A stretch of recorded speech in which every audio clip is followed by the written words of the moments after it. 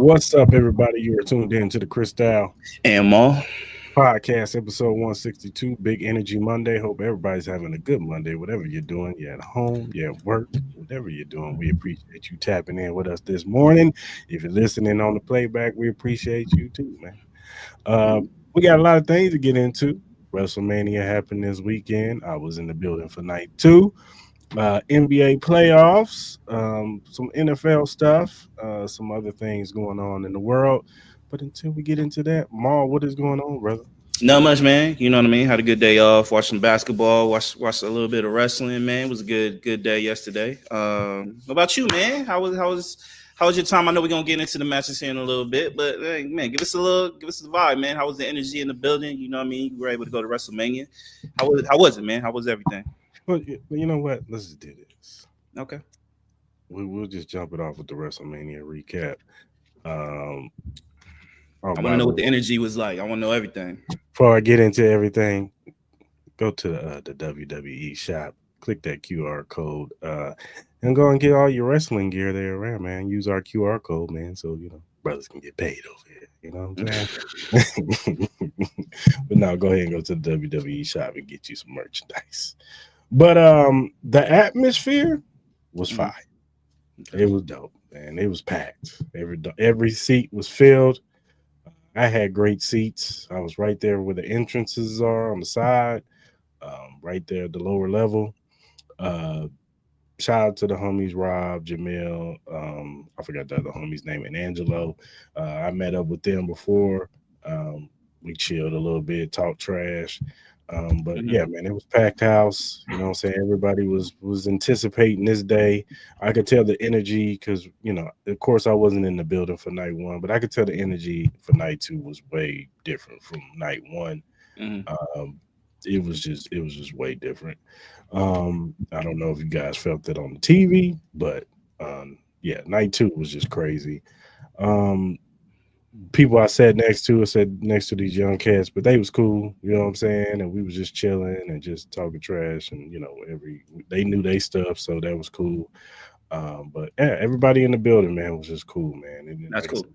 said, the energy was great. Um, but let's talk about night one, man. Now look, night one. If I were to give it a grade, I would say it was a C plus. Mhm. I think that we all had the consensus of the main event pretty much took night one over the top. Um, the They kicked it off with the Jay Uso Gunther match. It was a cool match, but we all knew that Jay Uso was going to win this belt.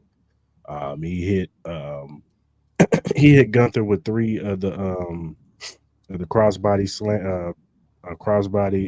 slams on the ground, and then he hit him with his own move, the choke out, and Mhm. people were complaining about Gunther tapping out so quick. But it is what it is. Jay Uso's your new world heavyweight champion. We'll see where they go from here with that. I imagine that Gunther and him will not be in the same feud anymore. I'm sure they're gonna move on. I don't expect Jay Uso to have a long WWE run because I think the end game will be him versus Seth Rollins. We'll get into Seth Rollins in a minute, but I Mhm. think the end game is him and Seth Rollins. Um, then you had the Jacob Fatu LA Knight. That was actually a really good match. I think It both was of them really did good. their thing. Really good. The blood force trauma, which is LA Knight's move from the moonsault, that was a dope move. Mhm. Takeoff out too. What can you not say about dude? He's just amazing. Mhm. He hit LA Knight with the moonsault. I Mhm. think he hit it twice. He ended up becoming the new U.S. champion. And yeah, man, shout out to Jake Alfaro too for in 1 year accomplishing something. You know what I'm saying? It was dope seeing Solo Sokoa hype him up before he came out. Yeah. You knew that was genuine. Family showing love and like I said, shout out to Jacob Fire too, man. If you follow him from MLW and his comings, where he came from, to see him on the WWE stage and on WrestleMania, getting a belt, you got to applaud stuff like that. So shout out to Jacob Fire too, man. It's gonna be interesting to see where they go from here with him. Um, Then you had El Grande Americano versus now. It was supposed to be Rey Mysterio, but Rey Mysterio ended up getting hurt.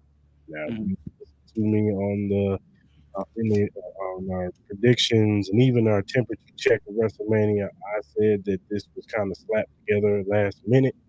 Um, I didn't think this warranted WrestleMania type vibes, but I get it. You want to put Rey Mysterio on there, and Chad Gable, he has earned it.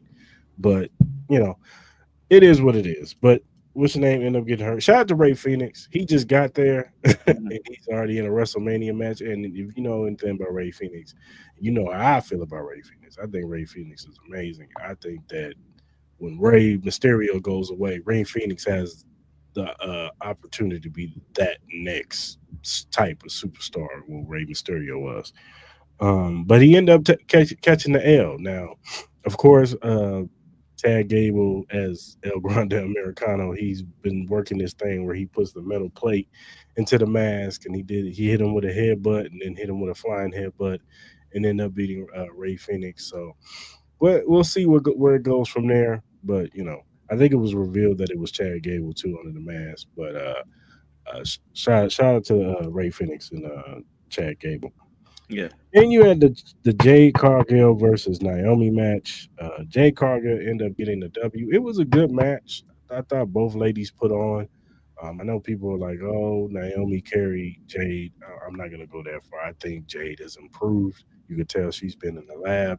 That catch slam, power bomb slam she did. That was That was fire. That was fire. hard. Mhm. But I do feel like Naomi should have took the W. Not a clean pin. I think she should have got like a controversial pin to keep the feud going. Yeah. Like I think there's so much more to this, levels to this that they could have built on and took it to Backlash. And if you Mhm. wanted Jade to get the clean pin at Backlash, that's fine. But I just think that Naomi does she just turned heel.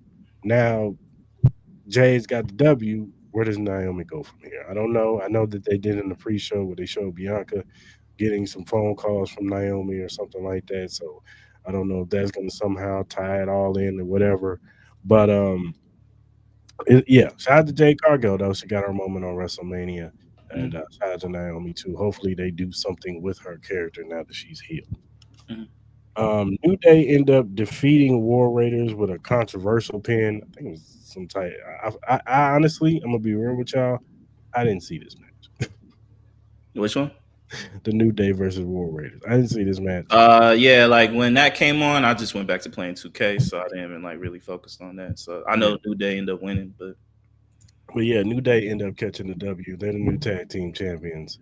Like I said, this match was slapped. It was slapped together. You know what I'm saying? Shout out to New Day. I'm not mad at them being champions. I just think that ever since they turned heel, they haven't done nothing with them.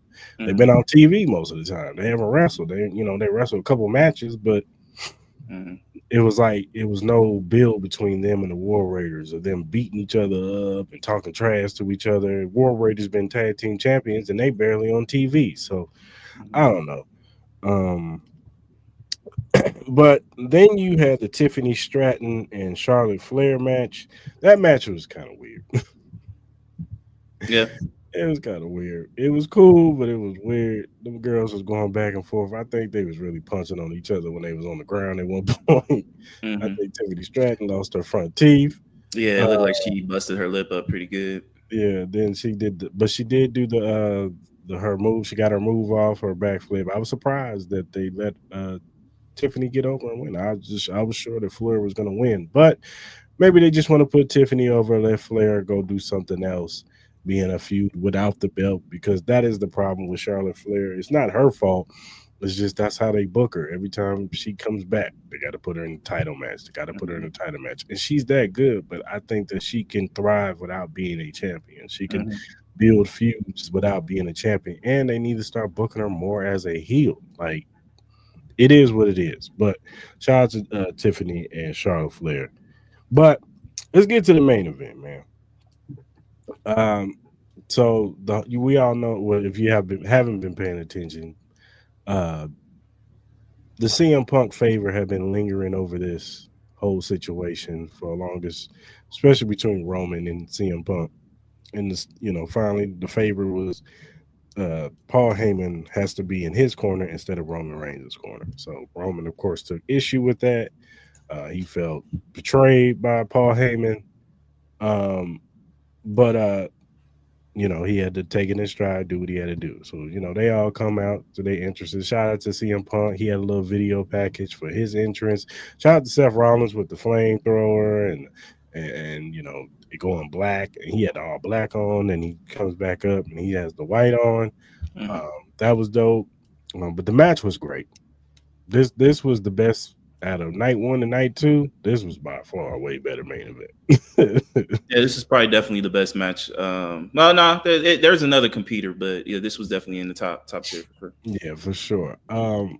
But just the spots in this match, just all of them hitting their moves off on each other, spears, especially that spot where uh, I think Roman hit the spear on Seth. No, they What's did it. They kind of did all their finishing moves on Yeah, each they other. did all their Yeah, moves on each other, and they was laid out. no, that shit was fire. And I'm not gonna lie, the close pinfalls, every close pinfall I was like, oh, they're gonna let CM Punk win. Oh, they're gonna let Seth. Oh, they're gonna let Mm-hmm. Roman win. You know what I'm saying? It was just so many close pins. Mm-hmm. But then you finally saw it once Paul Heyman got that chair. They were all kind of laid out. Seth was like far over on the other side by the ropes. You see Roman on one side, you see CM Punk on the other. Paul Heyman, he grabs the chair. Uh, CM's reaching for it. Roman's looking at him to give him the chair. He looks at Roman, shakes his head, gives the chair to CM Punk. He comes inside the ring, starts to direct him like, go and hit Roman Reigns, and then finally he gives him the nut shot.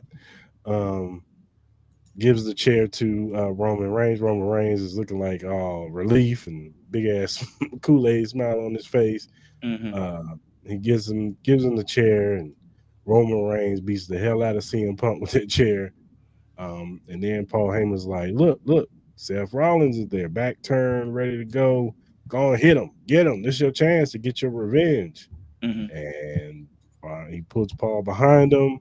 Right when he's setting up for the shot, boom, hits him with the nut shot. So Paul Heyman turns on CM Punk and Roman Reigns, gives the chair to CM Punk. Gives the chair to Seth Rollins. Seth Rollins hits Seth with the shield betrayal shot that he always hits him with the curve stomp. 1, 2, 3. Seth Rollins wins the match, leads with Paul Heyman. So it looks like now Seth Rollins is a Paul Heyman guy. We will see how this goes probably tonight. Where it goes from here, I'm sure CM Punk's gonna show up pissed off, spitting and cussing. Uh, Roman Reigns looks like he lost his puppy. He looks all sad and shit. So I Mm-hmm. don't know where Roman goes from here. I don't know if this is a new change for Roman where he's gonna not trust anybody. He's gonna just go off on his own, not trust his family, not trust his anybody. He's just gonna be a lone wolf. You know what I'm saying? So Mm-hmm. uh, it's gonna be interesting. But shout out to Seth Rollins. He deserved to win. He's been putting in work, and I'm interested to see where it goes from here. Yeah, man. Yeah, night one was cool. Like, I'll just go through the matches that I did like. Like, I did like the Jade Cargill and Naomi fight. I understand what you're kind of saying, like just keep the storyline pushing because it was a very interesting storyline just with everything that was going on. I'm sure they could probably figure something out. Maybe Bianca kind of goes on Naomi's side and they kind of just do something or whatever. But overall, man, I thought Jade Cargill did a really good job. I know you kind of like explained to me how when she first kind of started that her wrestling skills weren't really up to par with just the level of stardom that she was kind of getting. But I Mhm. thought with this one, I thought she was very impressive. And God bless Jesus or whatever God that made her, because God, good Lord, that girl is fine as hell. And Naomi ain't bad either, man. There's a couple shots, man. I was like, yeah, yes, sir. But anyways, LA Knight and Jacob Fatu, that was one of my favorite matches I watched. Like, this is probably my first time I got to watch, honestly, both of these gentlemen. I saw a little bit of LA Knight, and I've never seen Jacob Fatu. This is like my first kind of like introduction into him, like seeing him wrestling. And by golly, man, both of these guys are fucking amazing. Like, excuse my language, but these guys are legit. I understand why people love LA Knight, and I understand the praise that you've been giving Jacob Fatu. He is an amazing. Like, he's very athletic for the size that he is. That was a really entertaining match, man. I wouldn't mind if I saw like another match with them. That was probably one of the more highlights for me as far as like the whole entire weekend. But that match was amazing. Shout out to Jacob Fatu. I love his style, bro. I see why a lot of fans gravitate towards him, and you can tell he's definitely going to be one of the bigger stars coming for years to come. The Tiffany Stratton Charlotte Flair match, I wasn't really too like. I remember the initial reaction for me was I didn't really care for this match, but honestly, it really wasn't it wasn't like an eyesore match for me. Like, it was actually pretty entertaining. And I agree with you. There were a couple shots where I like, damn, these chicks really like do not fuck with each other at all. Because there was a moment where I did see her lip, and it did look like maybe like her front left or right tooth was kind of like chipped or something like that. You could tell they were getting down. I say I'm not really too familiar as far as like the historical purposes of the Charlotte Flair kind of conversations, which you guys been kind of talking about. Like, she gets put into, championship matches. I could understand that because, I'm still growing up from back in the, the Attitude Era and stuff like that. So I'm trying to re-ingratiate myself with these new stars. So I can understand the talk with that. Jey Uso and Gunther, I agree with you. Like, I was kind of disappointed with the ending. Like, I did see a couple clips where somebody was kind of talking about like Gunther's has been kind of known for tapping out pretty quick, because I don't know if it was TNA or something like that. They kind of showed up a clip about that where he kind of tapped out really quick. I just thought like the whole sequence of it was just it didn't flow well for me as far as like them going into, that back and forth. But overall, congratulations to Jey Uso. I don't know how long his run is going to be with the title, but, we're going to enjoy it while it's there. But to get to the triple threat main event match, man, it was amazing. I thought CM Punk having the band out there, just the entrances was fire. Seth Rollins coming out, you know what I mean? As far as like on the TV, they kind of blacked out the whole thing when he kind of changed his outfit, you know what I mean? So it kind of gave that impression. I'm sure you guys probably saw him changing and all that, but it was pretty dope how that came about. And then you just kind of see in Roman Reigns when he was walking down, and how he usually hands what's that thing around his neck called? The follow. Yeah, the Ugo follow. You know how he usually hands that to Paul Heyman at the end. He kind of stared him down. Yeah, he's kind of like struggling. He kind of looked like, especially when Paul Heyman came down, he kissed him on the forehead or some shit. like you could just tell like he was hurt. He was hurt, man. He looked like he lost his lost love, his one true love. And, I think it kind of like put that thing where he's kind of distracted, especially that moment where Seth Rollins was kind of telling him to help out with CM Punk. You know what I mean? You kind of saw he was kind of going back and forth, and then he kind of snapped where it's like, oh, okay, they're going to kind of go back to their little tag team days. But then, obviously, he kind of flipped on him and he just started wrecking havoc. And, I was rooting for my boy Roman Reigns. I kind of wanted him to win, but I kind of knew something was going to happen. And you know what I mean? Like, just seeing the whole, I was kind of surprised. I know you kind of hinted at this possibly happening. I was still a little bit surprised that they actually went through with it. Just me purposely, you know what I mean? Just because I'm so new at it. But it was definitely probably the most jaw-dropping moment, I would say, of the whole entire weekend was with this. And then I did see a clip where I thought it was pretty cool where Cody Rhodes was talking to Roman Reigns. I think it might have been back when they were kind of gearing up for their WrestleMania thing, where he kind of talked about the moment where you lose everything. You know what I mean? Like you lose, lose, everything. He told him he was going to lose the whole squad. Like, you're going to lose the whole squad. Now, the reality is it's he's by himself. You know what I mean? Like, every time you see Roman Reigns, he always has somebody backing him up. Now, this might be his, like, true, real first time on the main stage where he's, doing this by himself. So I'm kind of curious to see where that storyline goes. But overall, man, I thought this was definitely top one, top two matches of the whole night. I know there was another match on Sunday that I was really, really impressed with. But hey, man, overall, I would probably agree with you. I'll probably give it like a 7.5 as far as the night. I definitely think the main event definitely saved the majority of this night. But man, congratulations to everybody that became victors, man. Yeah, for sure. Now, night two, as y'all know, I was in the building, so my experience was a little different from night one. Yeah, for sure. Watching it on TV. I'm sure Maul will express how he felt when he watched it from TV perspective. Yeah, definitely. But the opening match, we all found out it was going to be the World's Women's Championship match.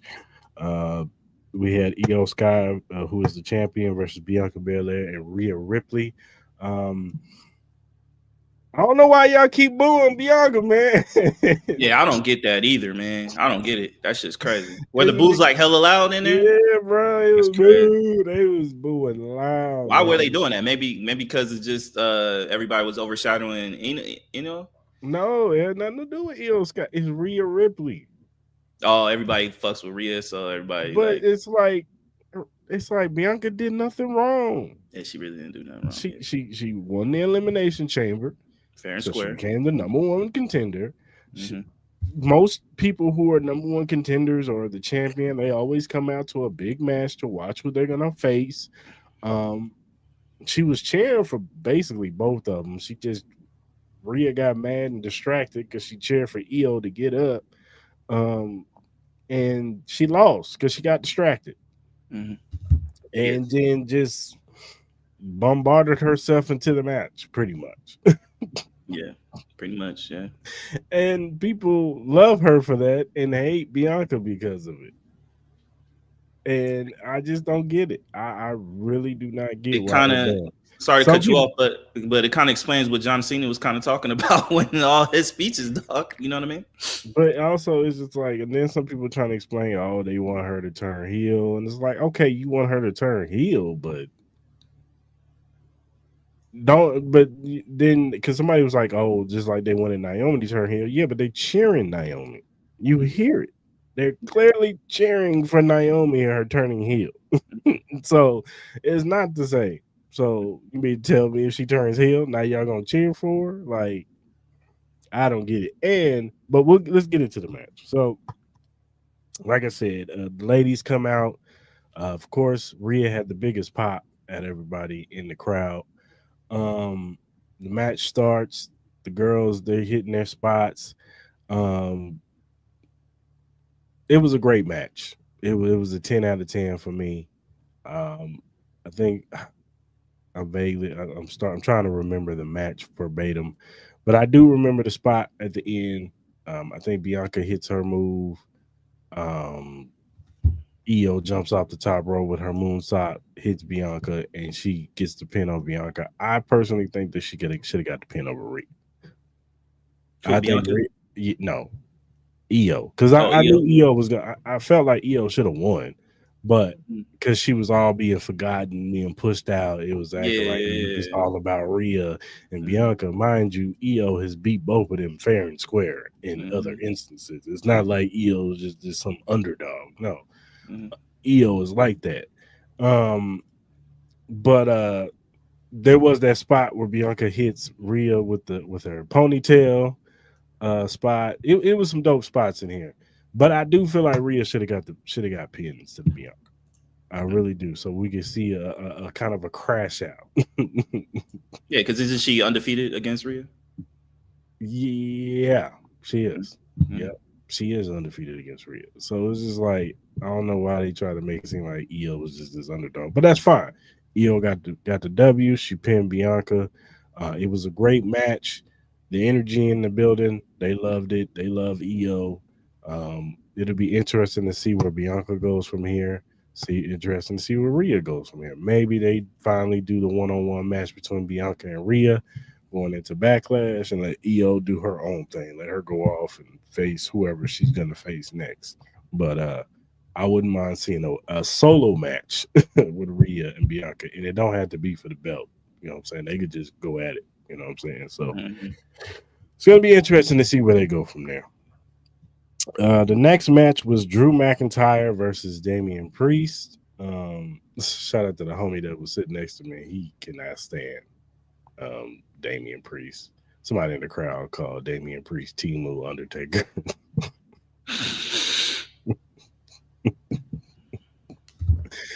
Especially when he did old school. Yeah. But I thought this was a really good match. You know what I'm saying? I thought these dudes got down. The two Drew he set up the two tables on the outside, so you knew those tables. Somebody's going through them tables.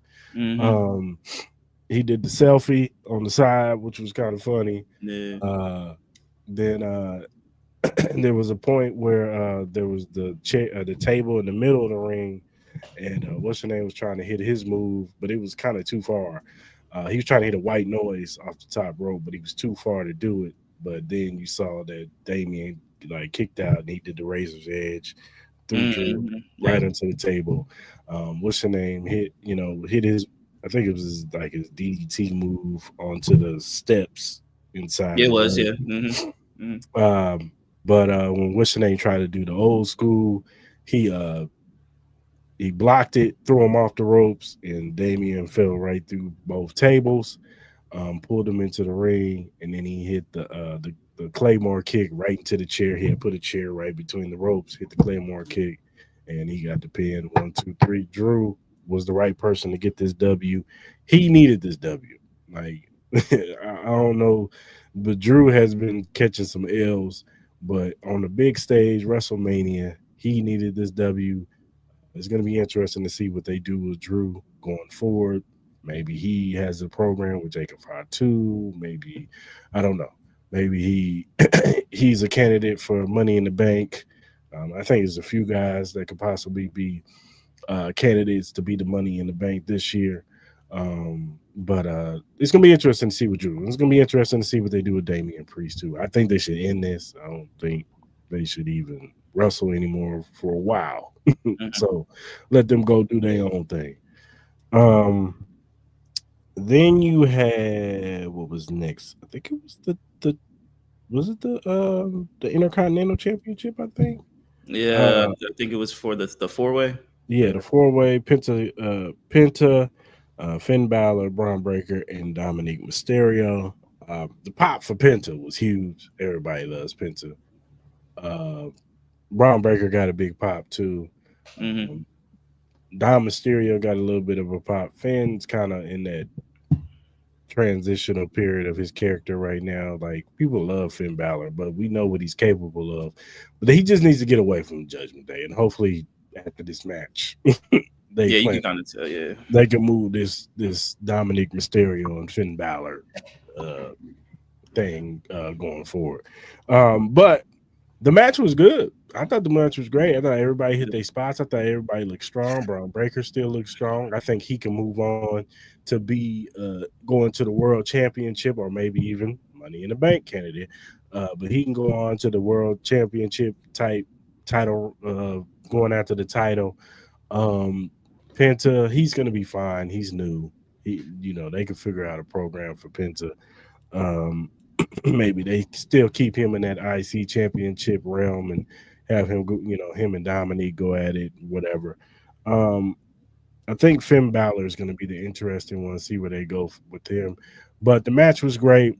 Uh, they kind of did the same kind of spot that they did for Io, Bianca, and Rhea, where Finn Balor hits the coup de grace on Braun Breaker. He's about to get the pin, and what's the name? Dominic Mysterio hits the frog splash onto Hmm. Finn Balor, pins him. 1, 2, 3. Dominic Mysterio is your new IC champion. Um, the crowd went crazy.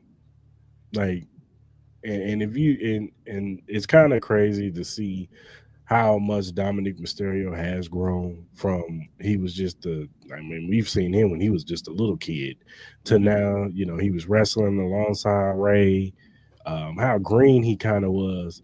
Then, he breaks away from Ray, turns on him, tries to become his own man. He's kind of a lackey almost. Um, but he's grown in the ring. He's grown on the mic. He's starting to become his own man. To see him get to this point, and mind you, there was at one time Dom Mysterio had the biggest heat in WWE where he couldn't if he spoke a word on the mic, he couldn't speak because the crowd was booing him so loud. Like it was like the whole arena was booing him. So to see it full circle, now he gets the belt and everybody's loving him and cheering him. Like they're probably gonna have to make him a baby face now and give him that baby face run, even though he was still talking trash in his pressers and saying Hmm. he's the best looking Mysterio and the greatest Mysterio of all time.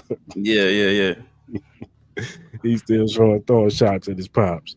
But I'm sure behind the scenes Ray is happy and proud of him. Um, then you had the Randy Orton segment where we didn't know who Randy was gonna face. Hmm. Unfortunately, KO had got injured. He had the neck injury. I know KO's in town, but I don't know if he had the surgery yet. But yeah, unfortunately, he has to get neck surgery if he hasn't had it already. So, Randy didn't have his opponent. You know, we had speculated maybe it's Nick Aldis, the GM for SmackDown. We all know that Nick Aldis is actually a really good wrestler.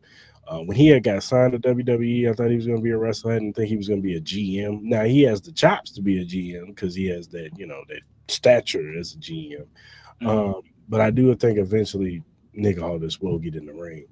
Um, and he would, a while ago, I think it was a couple of years ago, he had RKO'd Nick Aldis, paid a 50. He was supposed to pay a $50,000 fine. He paid $100,000 fine because he was like, "I'm probably gonna end up doing it again." So Mm-hmm. I'm just gonna go ahead and give it his money now. And he ended up doing it again once he found out he didn't have a match for WrestleMania. So everybody's speculating maybe it's Nick Aldis. Then Solo Sokola came out. Everybody was like, "Oh, it's Solo." Nobody wanted Solo.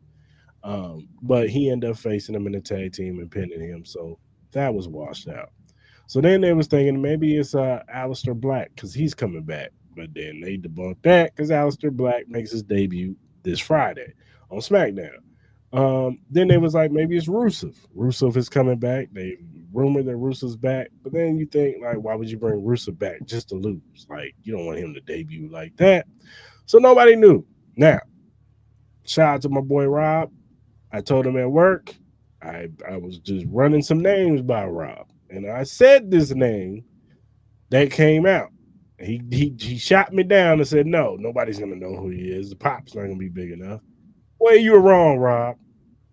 You end up being Joe Hendry. He is the TNA world champion. We all know that WWE and TNA have a partnership. So they they brought him in. Joe Hendry's name, his music hit. The crowd was going crazy. Mm-hmm. They love It Joe seemed like Hendry. it on the screen. It seemed like it on Yeah, the screen. Yeah. they love Joe Hendry. And Joe Hendry was the perfect. And a lot of people, oh, why would you have your TNA champion? You're just gonna bury him. I thought Joe Henry had his moments. I thought he got some offense off. He did his moves. He did the signature Joe Hendry pose that he always does where the camera zooms in on him. Now I'm gonna tell you right now, this might be the candidate for RKO, best RKO ever. Well, like, and we all know that Randy has some dope RKO moments. The Evan Bourne when he did the backflip into the Yeah, yeah, RKO. yeah. I remember that. Yeah. Mm-hmm. Seth Rollins curve stomp. He RKO him. He's had some great RKO moments, but the way the camera, like Randy, you could tell he's a true professional. For him to roll out of after he got hit with the fall away slam, and then he hits the pose, and you don't even see Randy. Randy's supposed to be hurt, and then he does the pose, and then just out of nowhere, Yeah. RKO. I was like, oh, I didn't No, see that that was coming. hilarious. I I didn't was see. laughing. I was laughing. I was like, I ain't see it coming, and he ended up getting the pin. He got his WrestleMania moment. He ended up picking Joe Hendry up, shaking his hand in the RKO from his troubles again. Mm-hmm. But it was cool. It was cool for what it was. Randy got his moment. I do want to see, interested to see what they do with Randy next, where he goes from here. But it was a good moment. Shout out to Joe Hendry, man. He got his moment on WrestleMania, man. This should help him get a little bit more push and probably get more fans on his side, man. Because Yeah. like I said, and if he ever goes to WWE, people are already gonna know his face. So uh, definitely shout out to Joe Hendry. Mm-hmm. And then this is the match that I went to the bathroom, got me a shirt because I was trying to get me a shirt before the thing, but it was just way the lines was just way too long before the Oh, what show. kind of shirt were you trying to get? I wanted to get the John Cena one, but then I was like, you know what? Nah, I'll just get this WrestleMania shirt.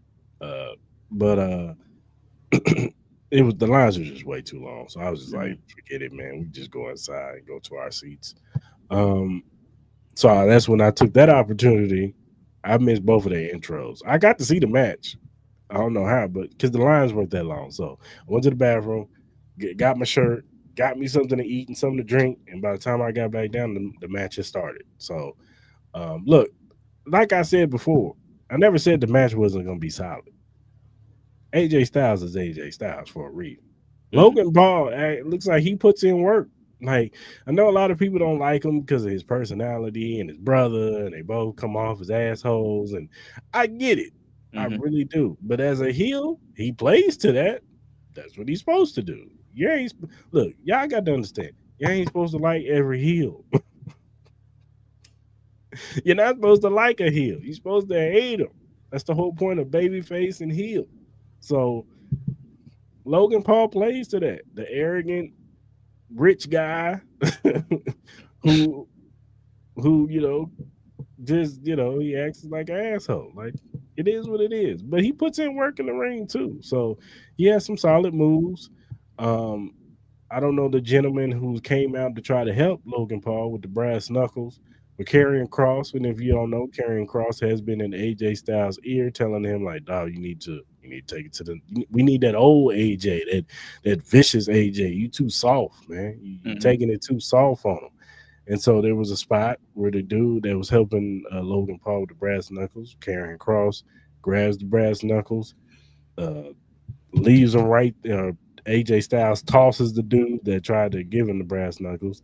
He leaves the brass knuckles right there for AJ. Said, "Take them, go ahead, man. You get this is your opportunity."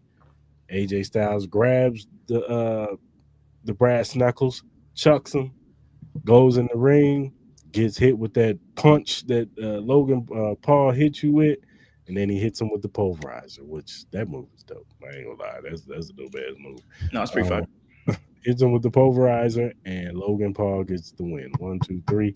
I kind of figured this was gonna happen. I knew once they started using this storyline with Karrion Cross and everything, and I'm getting to Karrion Cross a little bit later, but um, the Karrion Cross storyline where he, kind of like trying to bring out. He's Mm-hmm. been doing this lately. He did this. He did this with Seth Rollins. Yeah. He told Seth Rollins was needed, and look at Seth Rollins now. Every person that he talks to, they've either embraced the hate and become evil. Yeah. Yeah. Yeah. So, um, yeah. Shout out to Logan Paul. He got the W. We'll see where this goes from here. I'm pretty for sure. Uh, might not be the end of AJ Styles and Logan Paul. Maybe this is a dynamic with AJ and Karrion Cross. I don't know, but yeah, shout out to both of them. It was a solid match. Solid match.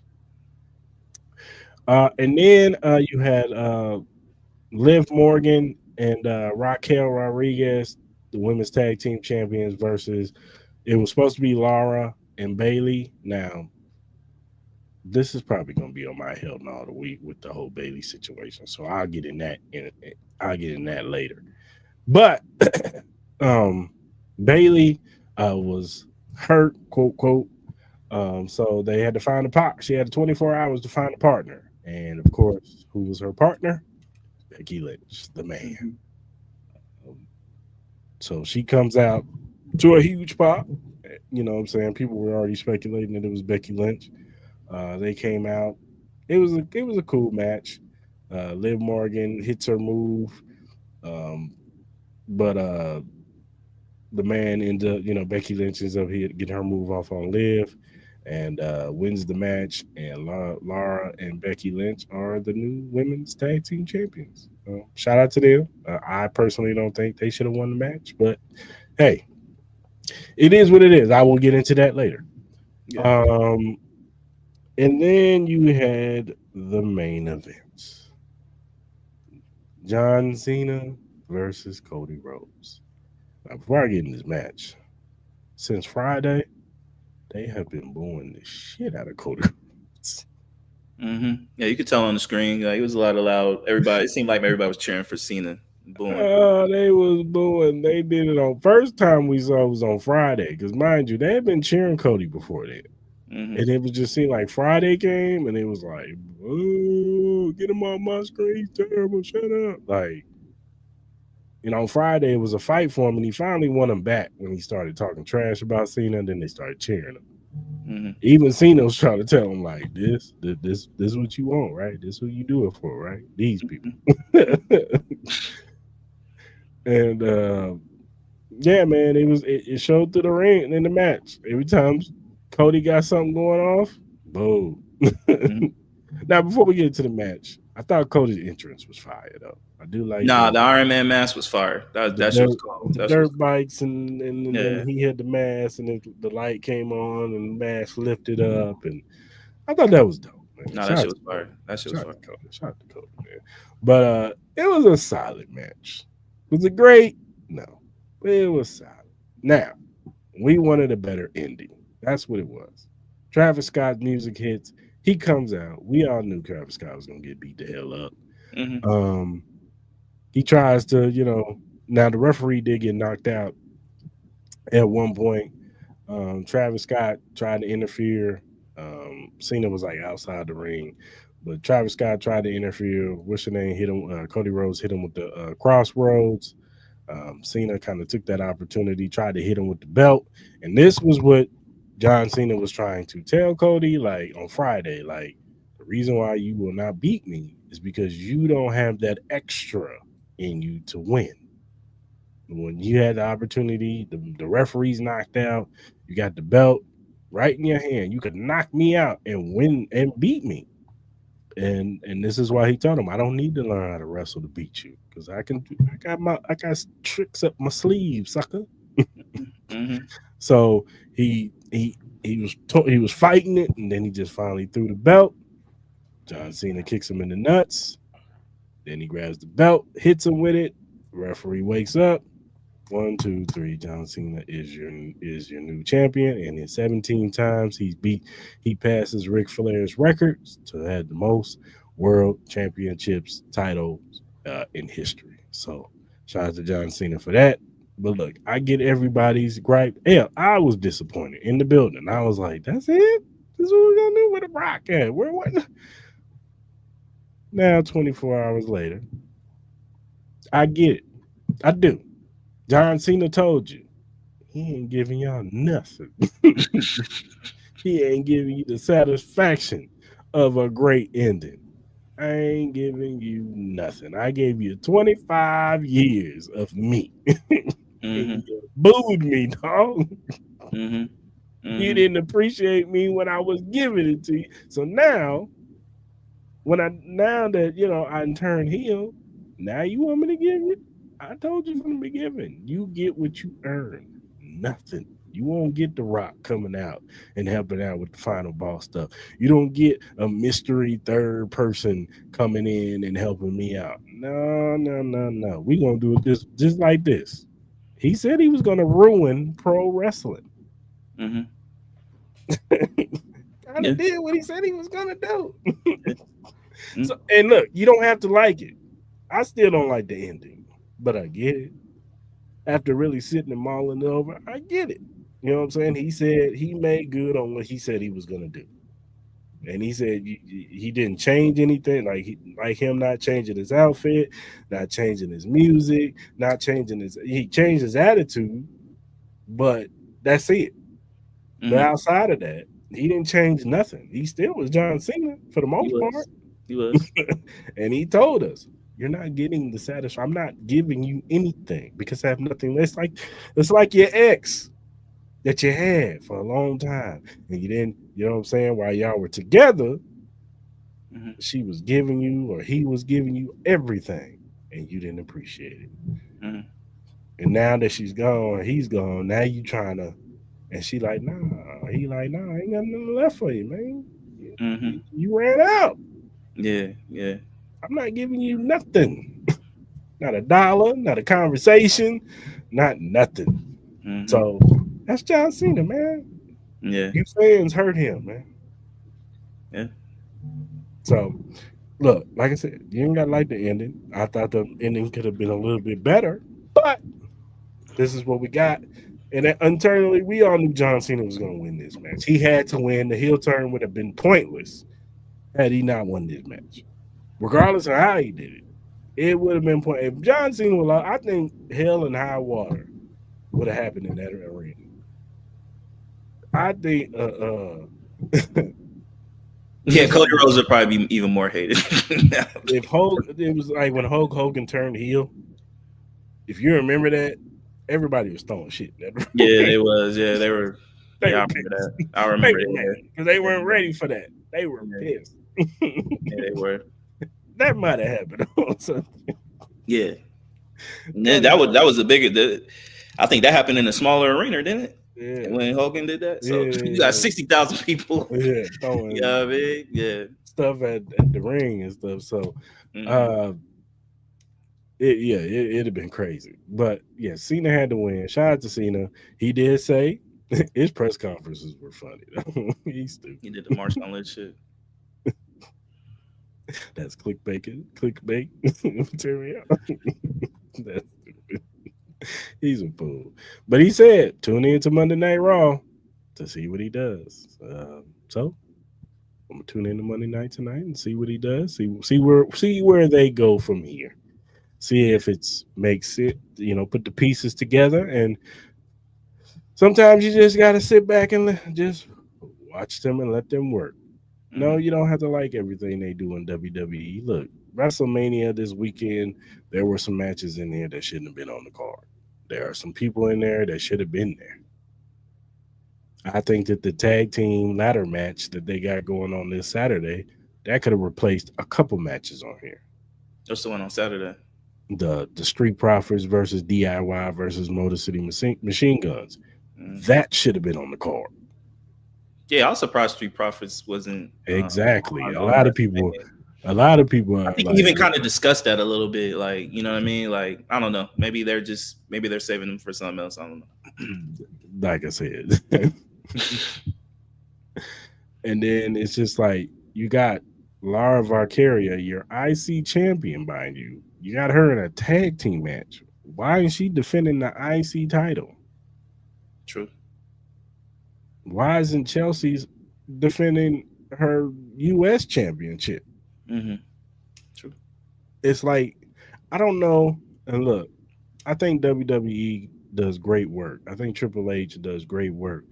But sometimes they drop the ball on certain stuff, and it's just like they put they all in and I get it. You got all these superstars. You got to figure out the writers got to figure out stuff. I'm not saying that your job is easy, but y'all put so much into the big headline stories that it's almost like y'all just kind of like penny pitch with the mid carders and the low tier guys. Hmm. Karrion Cross went off today. Like I think that was real. I think I don't I know think what that's happened. genuine. I don't know what happened. So Karrion Cross gets on there, and he pretty much was speaking facts. Like, bro, like you don't have me on the card. You got all these other people on here, and like you keep telling me, Bill Goldberg told me he was like in 2021. Bill Goldberg told me to, you got any advice for me? And he was like, yeah, man, just be a good soldier. Pretty much like just go with the flow. Be good. You know what I'm saying? Just listen to what they tell They'll you to take care do. of you. You know what I mean? And he's like, ever since he said, you know what happens when I became a good soldier? I got released. Which he's right. Yeah. He got released from the company. Before then, this is the Vince McMahon regime. He was the NXT champion. He had momentum like crazy in NXT. Hmm. And it was time for him to move up. He had a match with Jeff Hardy and lost in 90 seconds. Mm. Then when he came up to the main roster, instead of just letting him keep his character, which is already over, Vince McMahon tried to make him into this like gladiator type Hmm. with the gladiator gear on and shit. It was just like, the hell is this? Hmm. It was stupid. But he went off. He went off. You got to go. I don't do it justice. You got to go watch it for yourself. For sure. For sure. But yeah, he went off crazy, and what he was, and it wasn't just about him. It was just totality of how many superstars who deserve to be on the card. I was gonna save it for the hell no, but I'm gonna talk about it. The Bailey situation. Bailey is one of your top female wrestlers. They said she knew for weeks that she was gonna get pulled for Becky Lynch. She didn't deserve that, man. Yeah. Now maybe they have a storyline in line where her and Becky Lynch are gonna go at it because Becky took out Bailey to team up with Lara, which to me is just kind of redundant because you already had that storyline with Naomi, Bianca, and Jay Cargill. But still, like, hopefully, I'm hoping it's Roxanne that won that took out Bailey because that should have been the match for WrestleMania. It's Roxanne versus Bailey. Yeah. That's who should have been in the match because they had heat. But for whatever reason, they dropped that. So you pull Bailey from this after you just made this makeshift tag team with her and Laura just to pull her and put Becky Lynch in there. Like I said, I didn't get that. I think that was messed up. You Yeah. took that woman's WrestleMania moment and she deserved it. She's been putting in work. Shout out to Becky Lynch. We get it. Becky Lynch is one of them ones. I get it. She moves the needle. She sells tickets. But why didn't you just put Becky Lynch in that spot? You could have did that weeks ago. I don't know. Do you think it could have been a situation where, there were rumors about, ticket sales not really going well, you know what I mean? As far as like with the build up, you know what I mean? There were a lot of, obviously it did end up selling out, but do you think with this being the first WrestleMania in Las Vegas and the ticket pricing, they had to put these bigger stars to try to fill up these seats? You know what I mean? They're like, oh, we got to put in the Rey Mysterios. We got to do the Becky Lynches. We got to do, just this way. So we can fill up this arena the way we need it to fill out. Yeah, no, because it's not like people knew Becky was coming. It wasn't a full blown conclusion. Like it'd be different if they did this like let's say last week Bailey got taken out, and then Becky Lynch was on the card. You would have some validity of what you just said.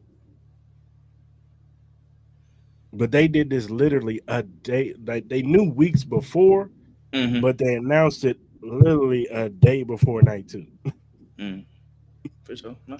I don't know. Like, you know what I'm saying? I said like, y'all more y'all more like, in it than me. I don't know. I'm just kind of giving like, because you know what I mean? Like, yeah, they didn't say anything, but at the same time, you even kind of said that like maybe the storylines, it was more top heavy than it was with everything else, because you even kind of said it with all these matches. Like some of these matches, you're like, why are we doing this? Why is this match here? This storyline makes no sense. This one seems forced. You know what I mean?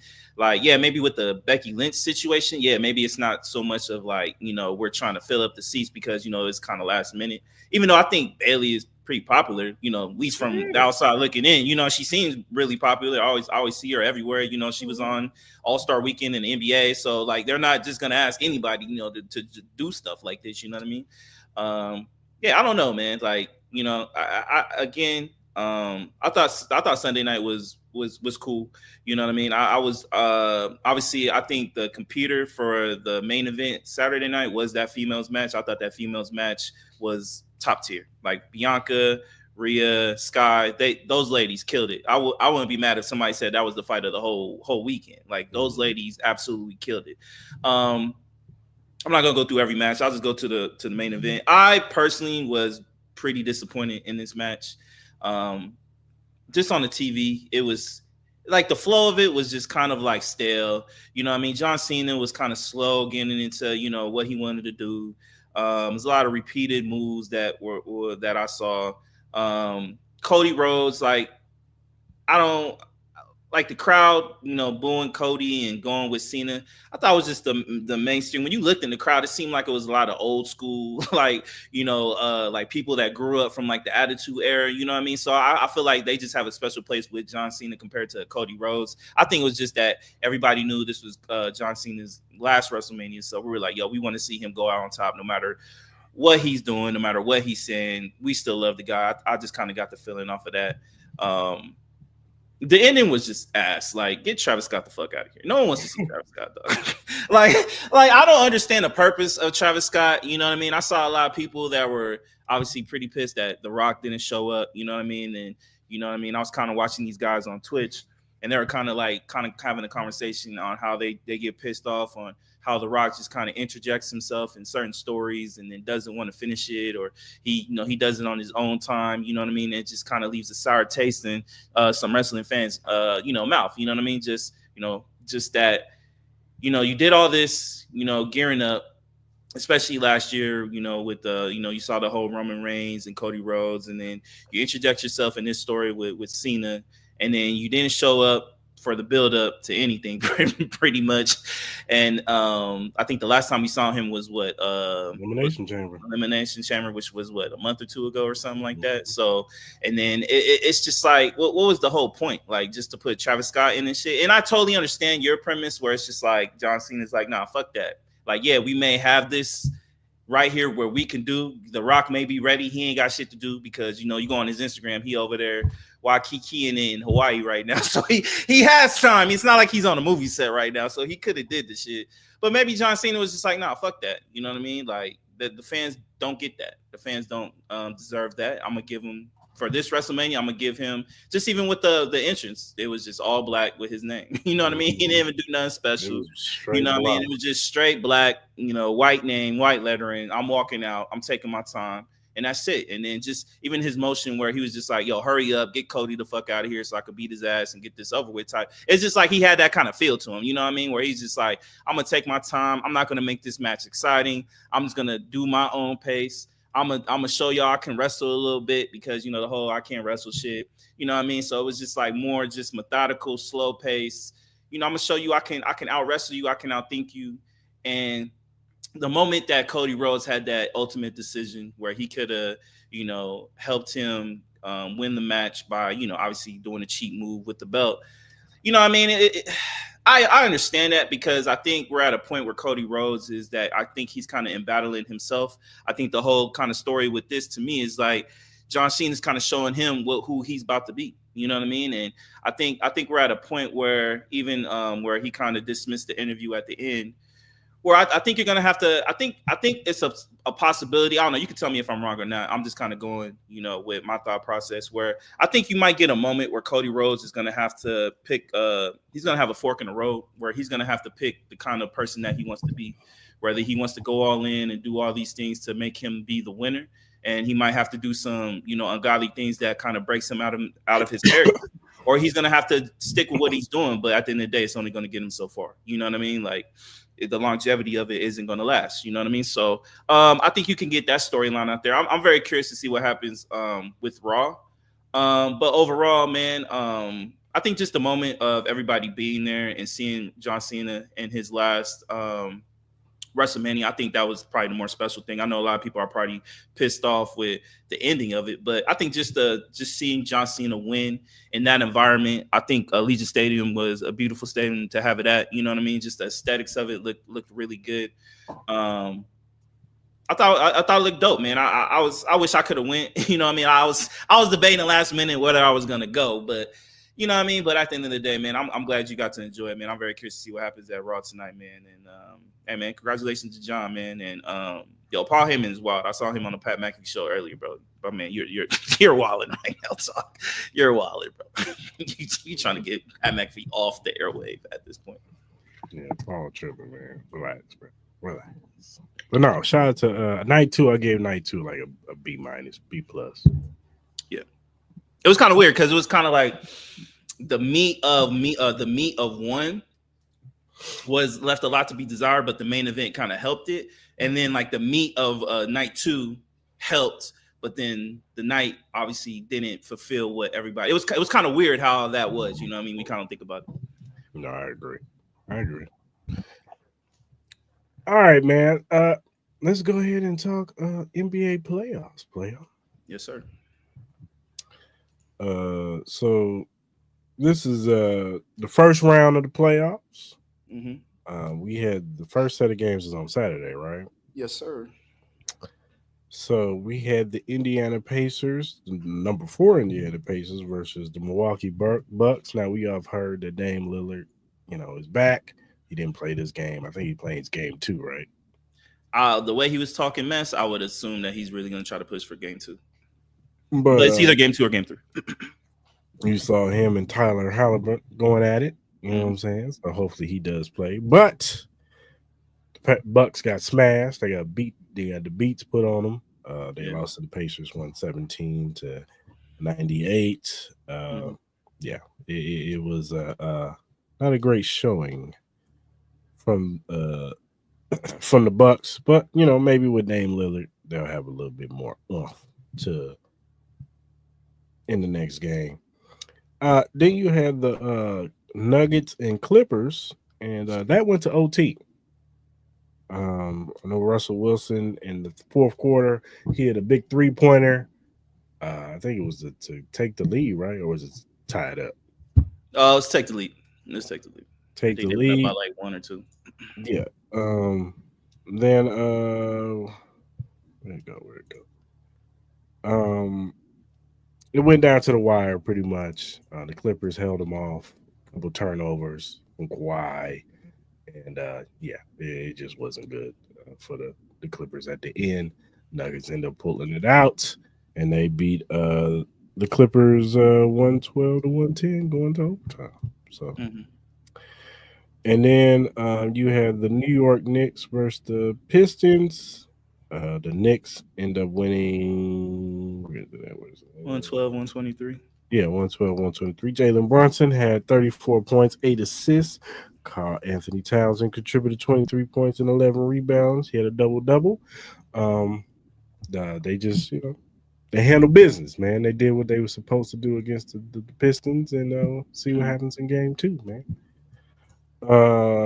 And then you had your Lakers Mm-hmm. against the Timberwolves. What happened, man? What happened? Um, Look, man. Yeah, let me talk about the other games before I get to the Lakers real quick.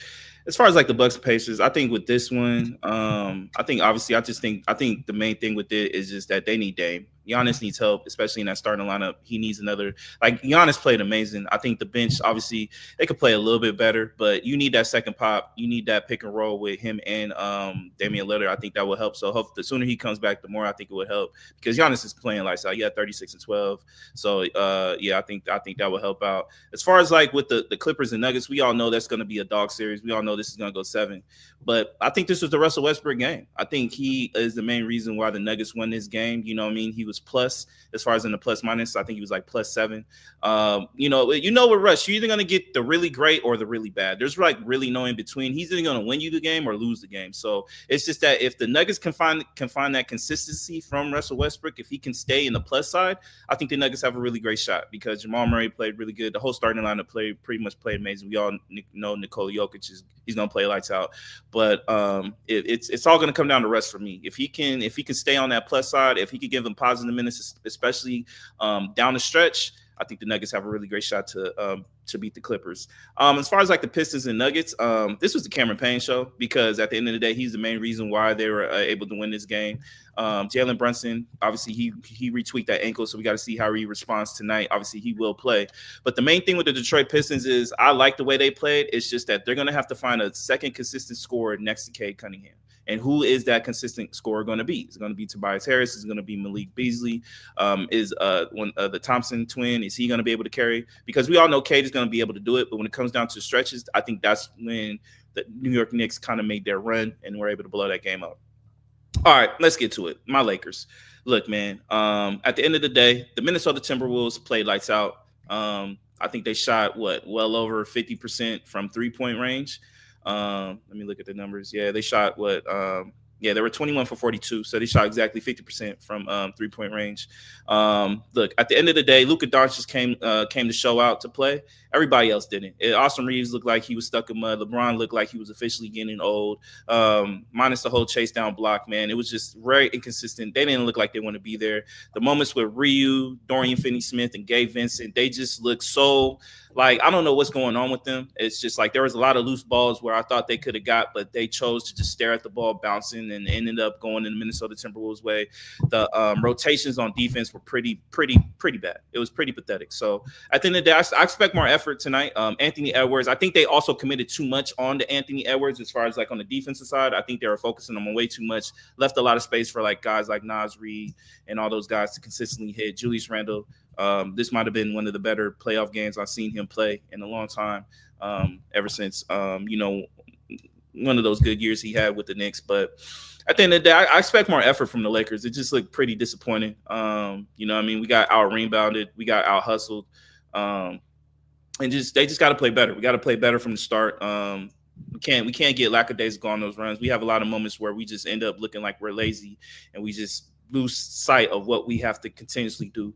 And then obviously Jackson Hayes getting played off the court is a surprise for me. And Rudy Gobert actually played a lot of minutes in this game. I thought he would have got played off the court, but I think mainly with this, I think it's just mainly effort. Do I expect the Minnesota Timberwolves to shoot 50% from 3-point again? No, but again, it all comes down to effort with this team, and that's what it comes down to. So it's a must win for the Lakers to win Game 2. So I expect better effort, and I expect a better game from LeBron and Austin Reeves. I know what I'm going to get from Luka. If not, it's time to send Bron packing to the Hastings, bro. Because at the end of the day, I'm getting tired of this motherfucker. I'm getting tired of him. To the who? Huh? LeBron. To the who? Send him to the who? To the vet. Put him out of his misery. Because at the end of the day, I'm tired of this old man picking and choosing when he wants to play. You know what I mean? I'm tired of the emotions, man. He more worried about Kevin Gates. Like, worry about this game. You know what I mean? We had a week off. I'm going to chalk it up, though. I'm going to chalk it up to just, we had a week, a little rusty and stuff like that. I know LeBron isn't 100%, but when you're on that court, you're 100% to me. So I expect better effort. That's just my point. This team is too good to get blown out in that kind of capacity. You know what I mean? That's embarrassing. We shall see, sir. Sunday was a day of blowouts. Yeah, it was bad. Except for one game. OKC blew out Memphis 131 to 80. Yeah. Boston blew out Orlando 103 to 86. Yeah. And Cleveland blew out Miami 121 to 100. So the only game that was worth really talking about was this Golden State Warriors and Rockets. Even that wasn't really. Yeah, it wasn't really close. They Warriors won 95 to 85. Steph Curry had 31 points. Jimmy Butler had 25, 6 assists, 7 rebounds. Yeah, it was all blowouts, man. What's your thoughts on Sunday's games? I thought the NBA did the Grizzlies a disservice. You had them playing on Friday night, the last game, and then you're gonna have them have a turnaround early game on a Sunday. Like, I think that's pretty crazy, especially with Ja's injury. I think they did a little disservice. You could have easily had the Cavs and Miami Heat game and put them third. But overall, man, look, the Thunder, they're the best team in the league, bro. You know what I mean? Like, what did you expect? I expect the Grizzlies to get blown out by 50-something, but at the end of the day, it's just they're overpowering, bro. The Thunder are going to win this. It's going to be a sweep. Like, the Grizzlies are going to have – obviously, I expect them to play better, but at the end of the day, I think it's going to be a sweep. As far as, like, the Magic and Celtics, Magic had a really great first half. Jason Tatum played pretty poor in that first half. But the Celtics, again, man, they're just, they're going to bombard you with them threes, you know what I mean? Paulo Banchero had a great game, but, Derek White, he had 30, you know what I mean? Jason Tatum, he came around. He ended up having 17 points, 14 rebounds. It just is what it is with this team. And it wasn't really impressive on the offensive side for the Celtics. So at the end of the day, I don't know what more the Magic could do. As far as like the Heat Cavs, I thought this game would have been a little bit closer than what it seems like. We kind of talk about it that we still got it's kind of like a wait and see approach with this Cavaliers team. I was impressed by their play. You know what I mean? I thought the Heat would have probably gave them a little bit more tougher matchup, but at the end of the day, Cavs, that home court really proved. And then the Rockets, I was really disappointed in the Rockets play. I expected more. They came out swinging, you know what I mean? Alperen Sengun, he dunked on Draymond Green. They came out pretty fast, but Steph Curry was Steph Curry. Jimmy Butler ended up being playoff Jimmy. I thought they got in their heads a little bit. I think, again, the inconsistencies as far as, like, who's going to be their primetime scorer. Jalen Green didn't show up. Fred VanVleet was pretty damn terrible. I think Alperen Sengun just needs to go ahead and just he's got to put it on his shoulders, bro. And, he could have a lot of mismatches down low. Obviously, Draymond Green is going to try to be on him, but I think Alperen Sengun is gifted enough where he can overtake Draymond Green to a certain degree, play pick and roll, you know what I mean, get a smaller guard on you and stuff like that. Try to put Steph Curry in more positions where he has to guard players, you know what I mean? Like, there's ways to do it. I expect a different game plan from Emeka Udoka. I do expect a better game, but again, you got to give props, man. All the key players that need to step up have been stepping up for the Warriors. Defensively, they look like the best defensive team next to the Thunder and the Celtics right now. They're swarming the ball. Draymond Green and Jimmy Butler, two key elite defensive players. Even at their age, man, they're still playing top ball. So great win. I do expect a better game though from the Houston Rockets though, but they're gonna have to figure out that scoring on the end. Like Jalen Green, somebody else needs to step up. Fred VanVleet, he needs to hit his threes. If not, it's going to be a first round exit for this young team. And then, a situation like that, that's when you start to ask questions. Is Kevin Durant the right answer? Should we try to get Devin Booker? Those are going to be the questions because you need that guy. Because you imagine if this team had a Devin Booker or a Kevin Durant, how we would look at this team completely differently. And Jalen Green, you're playing for your Houston native in this right now because my brother, if you guys do not win, you will be the one getting traded. It won't be Alperen Sengun. It won't anybody. It will be you. It'll be Fred VanVleet. It'll be those type of guys. So you guys are playing. You guys love Houston. You love that Houston meal. You love those Houston women. You better start playing a lot better, my brother, because y'all will be out. Y'all will be the first ones out. So overall, Sunday was. It wasn't really too eye pleasing. I ain't gonna lie. I watched a lot more WrestleMania than I watched the NBA. I tuned in. I had the little split box, but I was more into the WrestleMania because a lot of these games were just blowouts. You know what I mean? So, it just is what it is. That's kind of how the first round goes a little bit, especially on the East side. But we'll see how game twos go. For sure, man. All right, before we get to our next topic, play this commercial. Yes, sir. Introduce yourself to Magnet, the ultimate sports drink. Are you ready to take your performance to the next level? Do you want a sports drink that eliminates the muscle cramps and fatigue when working out or training? Meet Magnet, the sports drink designed for athletes who refuse to settle for mediocrity. It's power-packed electrolytes and rehydrates and restores balance with their scientifically formulated blend with magnesium that fights fatigue and boosts endurance. It has natural ingredients made with real fruit extracts and no artificial colors or flavors because your body deserves the best. It has delicious flavors like mixed fruit and watermelon that keep you revitalized and ready for action. It will boost your performance with essential vitamins and minerals. Magnet fuels your workouts, helping you crush your goals. Join the Magnet movement whether you're training, competing, or simply staying active. Magnet is your go-to refreshment for peak performance. You can order it now on our direct link at drinkmagnet.com. Also, use promo code Cris and Mall to get $5 off your purchase. So don't wait. Again, that promo code is Cris and Mall to get $5 off your purchase. Get Magnet, push your limits, fuel your passion. Shout out to Magnet Sports Drink. All right, man, let's talk about Derek Carr and the Saints. Mm-hmm. Now, we all heard about Derek Carr, and he had this injury, shoulder injury, and saying that his 2025 season was in question. This is why you hear a lot of rumors of Saints in quarterback, Shedeur Sanders, Jackson Dart, maybe Jalen Milroy, or a few quarterbacks that they possibly are exploring to draft because of this injury. But now you're hearing reports that coaches did not know about this injury until it was reported publicly, and that there are speculations of trade requests from Derek Carr, that he doesn't want to be with the Saints, and that they're exploring trade options for him. So what do you make of this whole situation, sir? Very weird. You know what I mean? I did see reports saying like, even coaching candidates who came in for the interview, the Saints were pretty much committed to Derek Carr. They're like, we're gonna stick with him going into this year, pretty much for the rest of his contract, and kind of go from there. It seemed like he was getting healthy off of that injury that he had later in the year, and then for this to come out right before the NFL draft, it definitely seems kind of weird. Obviously, with the rumors of Shedeur Sanders and stuff like that. I've said it before. I think the Saints are in like a weird position. I think me and you kind of agree that, they need to kind of look at this roster and, not completely overhaul it, but they do have a lot of older players, like old great players, but, they are getting a little old in the tooth as far as like NFL years. You got cats like Alvin Kamara, cats on that defensive side, they already, let go of one of their top cornerbacks and Marshawn Lattimore and stuff like that. You have some young talent, in Chris Olave and Shaheed, but obviously Chris Olave is kind of going through this. He's out of all the young players, he to me is one of the more talented ones, but he scares me a lot with his head injury problems. You know what I mean? Especially with way he's positioned on that offense.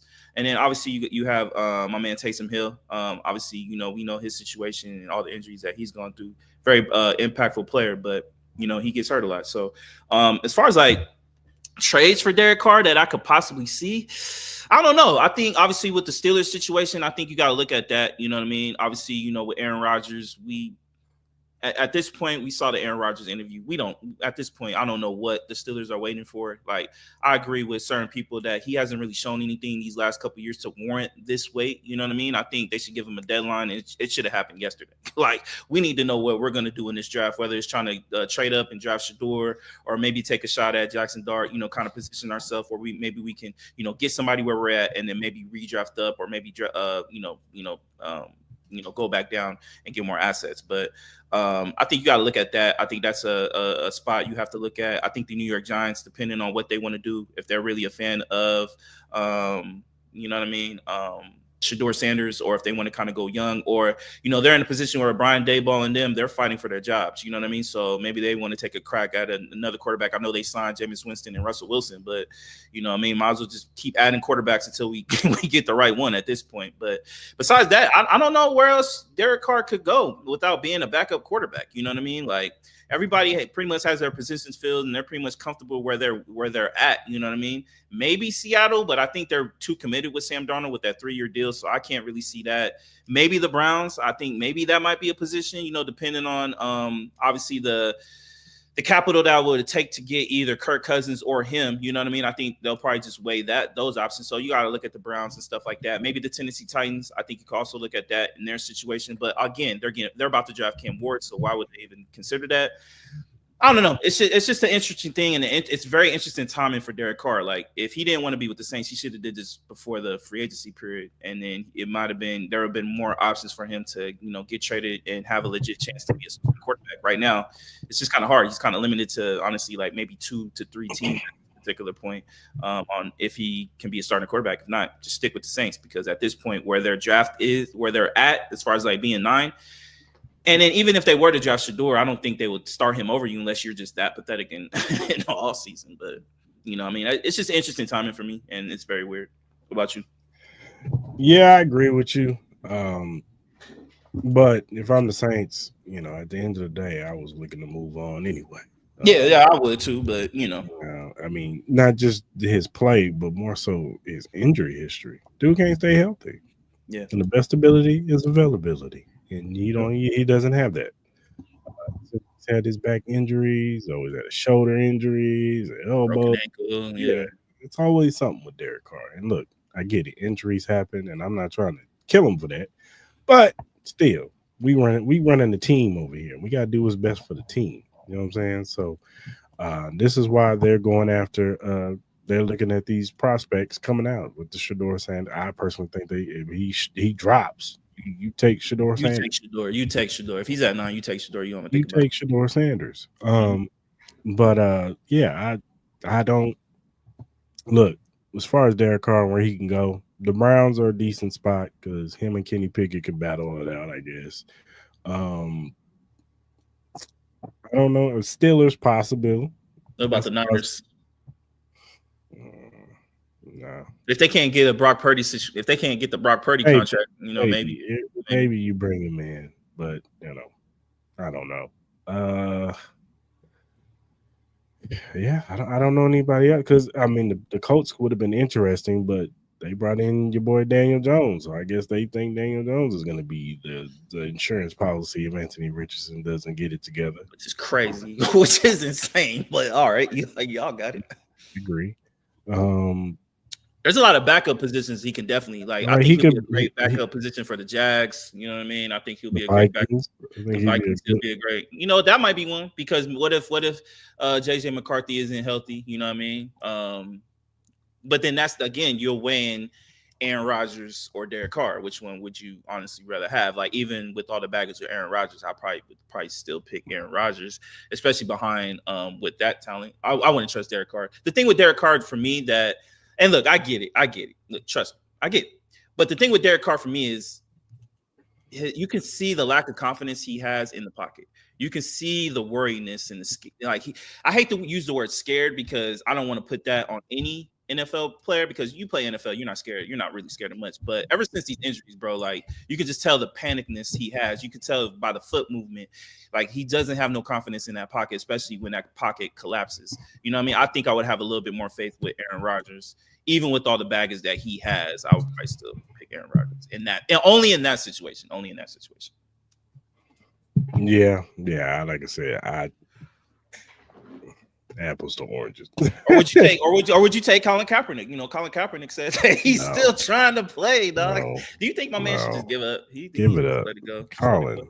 I like Colin Kaepernick. I love you, brother. And I feel like they gave you a wrong deal. They did. You were the sacrificial lamb when it came to the whole, taking a knee campaign for, for the reasons that you did it for, and they made it into something else. They made it, you kneeling for the flag. It wasn't for the flag. It was for, police brutality against unarmed black men. That was the reason why he took a knee. Mm-hmm. That was the reason why he took a knee, and they sabotaged it and made it to something else. Yeah, but brother, you've been blackballed from the league, brother. Like it is what it is. Yeah, you have been blackballed. Same way Mark Jackson got blackballed from coaching in the NBA. Yeah, it's over, bro. Yeah, it's over, man. Just let it go, man. Like. Or if any chance he has to play in like a USFL type. Like he has to get that ego aside and still kind of show that he can still play. That's the only way. That's the only way. To play for the Memphis Tigers or whatever they call. Like you don't have to. Like unless you just maybe you can get into coaching.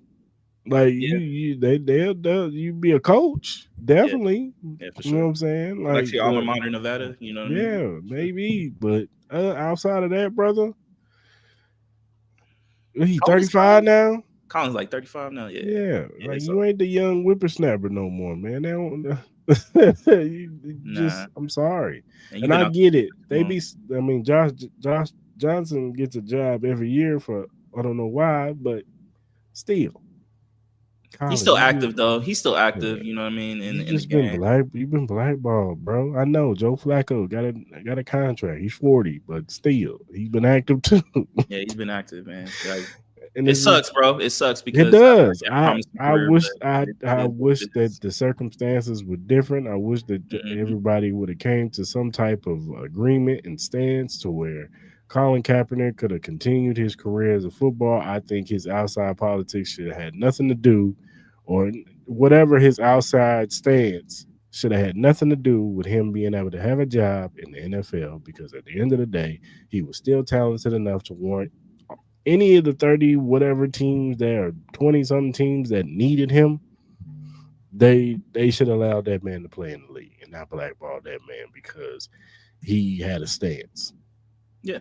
Absolutely. At the end of the day, it just shows another, we're not going to get too much into it. Like at the end of the day, we can have another whole conversation about the impact of the whole Colin Kaepernick and what he did and all the issues that it kind of arise. But at the end of the day, Colin, man, you got a beautiful wife.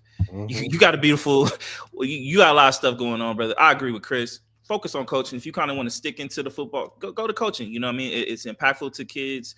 You know what I mean? You could be, you know what I mean? And then who knows? Like you could be one of those new prominent offensive-minded head guys that could make it in the NFL. You know what I mean? And then you can get your revenge back then. You know what I mean? So there's opportunities elsewhere, man. But yeah, man. Respectfully, let it go, brother. It's all good, man. We still on your side, bro. But hey, man, if you want to keep trying, keep trying. I ain't gonna stop. Man, I can't tell nobody how to feel. What to do with their lives. You know what I'm saying? So maybe Harbaugh give him a job. I don't know. Yeah, maybe. You never know. All right, man. Let's do our BetUS Surefire picks. Yes, sir.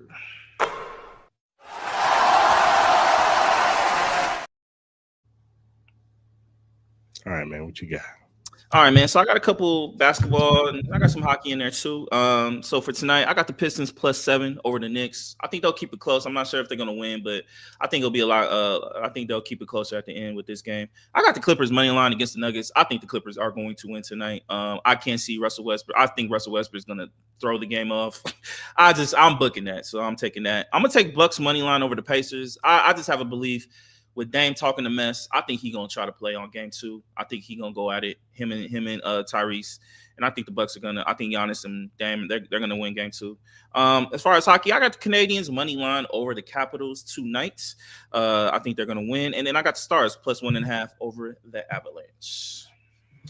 Yeah, I got a couple basketball and a few baseball. Most of our picks are the same. I got the Pistons plus 7 over the Knicks. I got the Clippers minus 1 over the Nuggets. I got the Bucks money line over the Pacers, man. Now, one thing I did take, I don't think the Grizzlies is gonna get blown out like they did the other day. I'm taking the minus 14. I could be wrong. The Thunder could smoke them again, but I think they got a little bit more pride now than they don't get blown out by 14 and a half. Mm-hmm. And I'm taking your Lakers minus 5.5 over the Timberwolves, man. I think that they were embarrassed. Yeah, better be. They were embarrassed. And I think they're going to bear down and they're going to beat the Timberwolves by 7. Because LeBron, I'm going to let you know, Kevin Gaines ain't going to be the only one talking about you, my brother. Then, baseball, I'm taking the Mets over the Phillies. I'm taking the Yankees over the Garden. I'm taking the Tigers over the Padres. All right, good people. If you look at the screen here, see that QR code? Go ahead and flash that QR code. Takes you right to the BetUS website. Put in the promo code join 125. You get 125% sign-in bonus. That's 3 risk-free bets on your first 3 deposits on $100 up to $5,000. That means if you bet $100 on your first 3 deposits, you lose, you keep your money. So you can win some money, or you can just keep your money that you bet on your first 3 deposits. So go ahead, click that QR code, go to BetUS, sign up, tell them Chris Alamo sent you. Sure. And that does it for our BetUS short fry picks.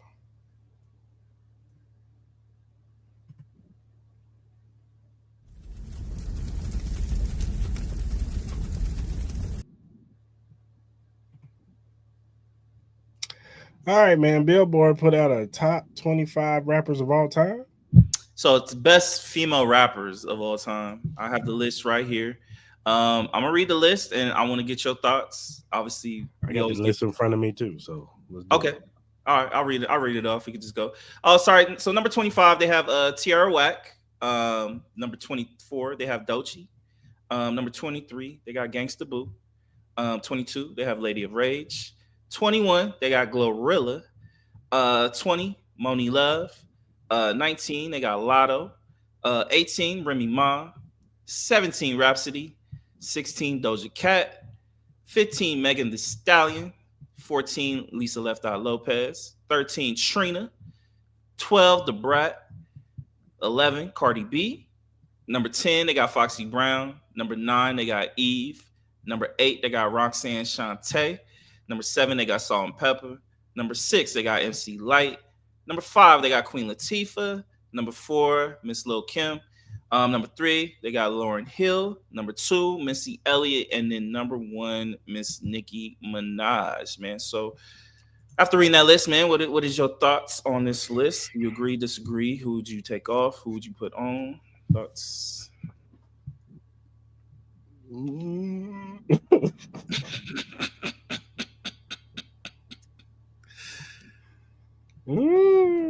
do a whole episode on this shit.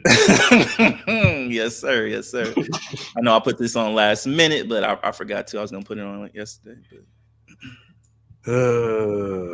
Look, I love Tierra Whack. I think Tierra Whack is very talented, but she doesn't have an album that like warrants her to be on the top 25. Like, yeah. I think she's talented. I think she can rap her ass off. Her freestyles are dope, but I don't know about that one. And then some of the placements, some of these women. What's your most egregious one right now? If you had to pick,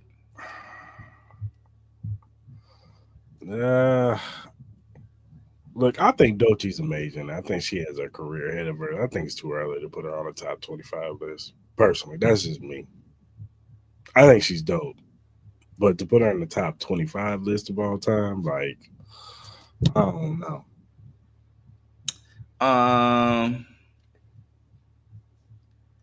I hear not, you. I I'm hear not. you. I hear you. I'm not mad at Nikki at 1. No, I'm not mad at Nikki. I think Nikki deserves 1. Me personally, I personally would not put Lauryn Hill in the top 3. I hear you, but she's mainly known for. I don't think she's just done enough in the hip hop realm. That's just me. I disagree with that. That's me. I wouldn't. I personally wouldn't. I'll put her higher on like as far as like top 25 female artists, or like R&B artists or total artists. But as far as hip hop, I don't know, man. I think there's better. I think She was the best rapper in her group. Was she though? You fucking right, she was. She was way better than Wyclef. And Prime. Wyclef and Prime. All right, okay. We talking about Wyclef. Wyclef ain't even that nice, bro. Let's stop. Exactly. She was the best. She held it down. In her group. All right. So we comparing her to Wyclef. Okay, you got me. I'm talking about these other female artists. No, you think she's smoking Nicki? You think she's smoking Foxy? I think she can rap with them. Yes, I think. We talking about smoking. We talking about smoking. You ain't got to. Her album wasn't even really hit. Her album wasn't even really rap like that, though. It really wasn't. It was a compilation. It was a compilation. Well, if you're gonna do that, then we need to take Missy off. Then I was gonna say that too. I don't think Missy should be top 2. We talking about female rappers. We're talking about female rappers. I think Lauryn Hill's a rapper. I think that she's kicked some verses that were fire. All right, she kicked a couple verses, but I don't think she's mainly known for rapping though. She was mainly known for her voice and her singing. Like, you know what I mean? She's mainly known for Sister Act 2. Like, what are we talking about? Like, I love Lauryn Hill. She's one of the greatest artists of all time. But like you're telling me she's top 3 female rappers of all time? Rappers of all time? I don't know about that, bro. She top 10. She top 10. Top 3? Yeah. Top 3? No way. Okay, man. I think Foxy Brown should be higher. That's me. I love Foxy Brown. I think Foxy Brown should be higher than 10. That's me. I'll put her above Eve.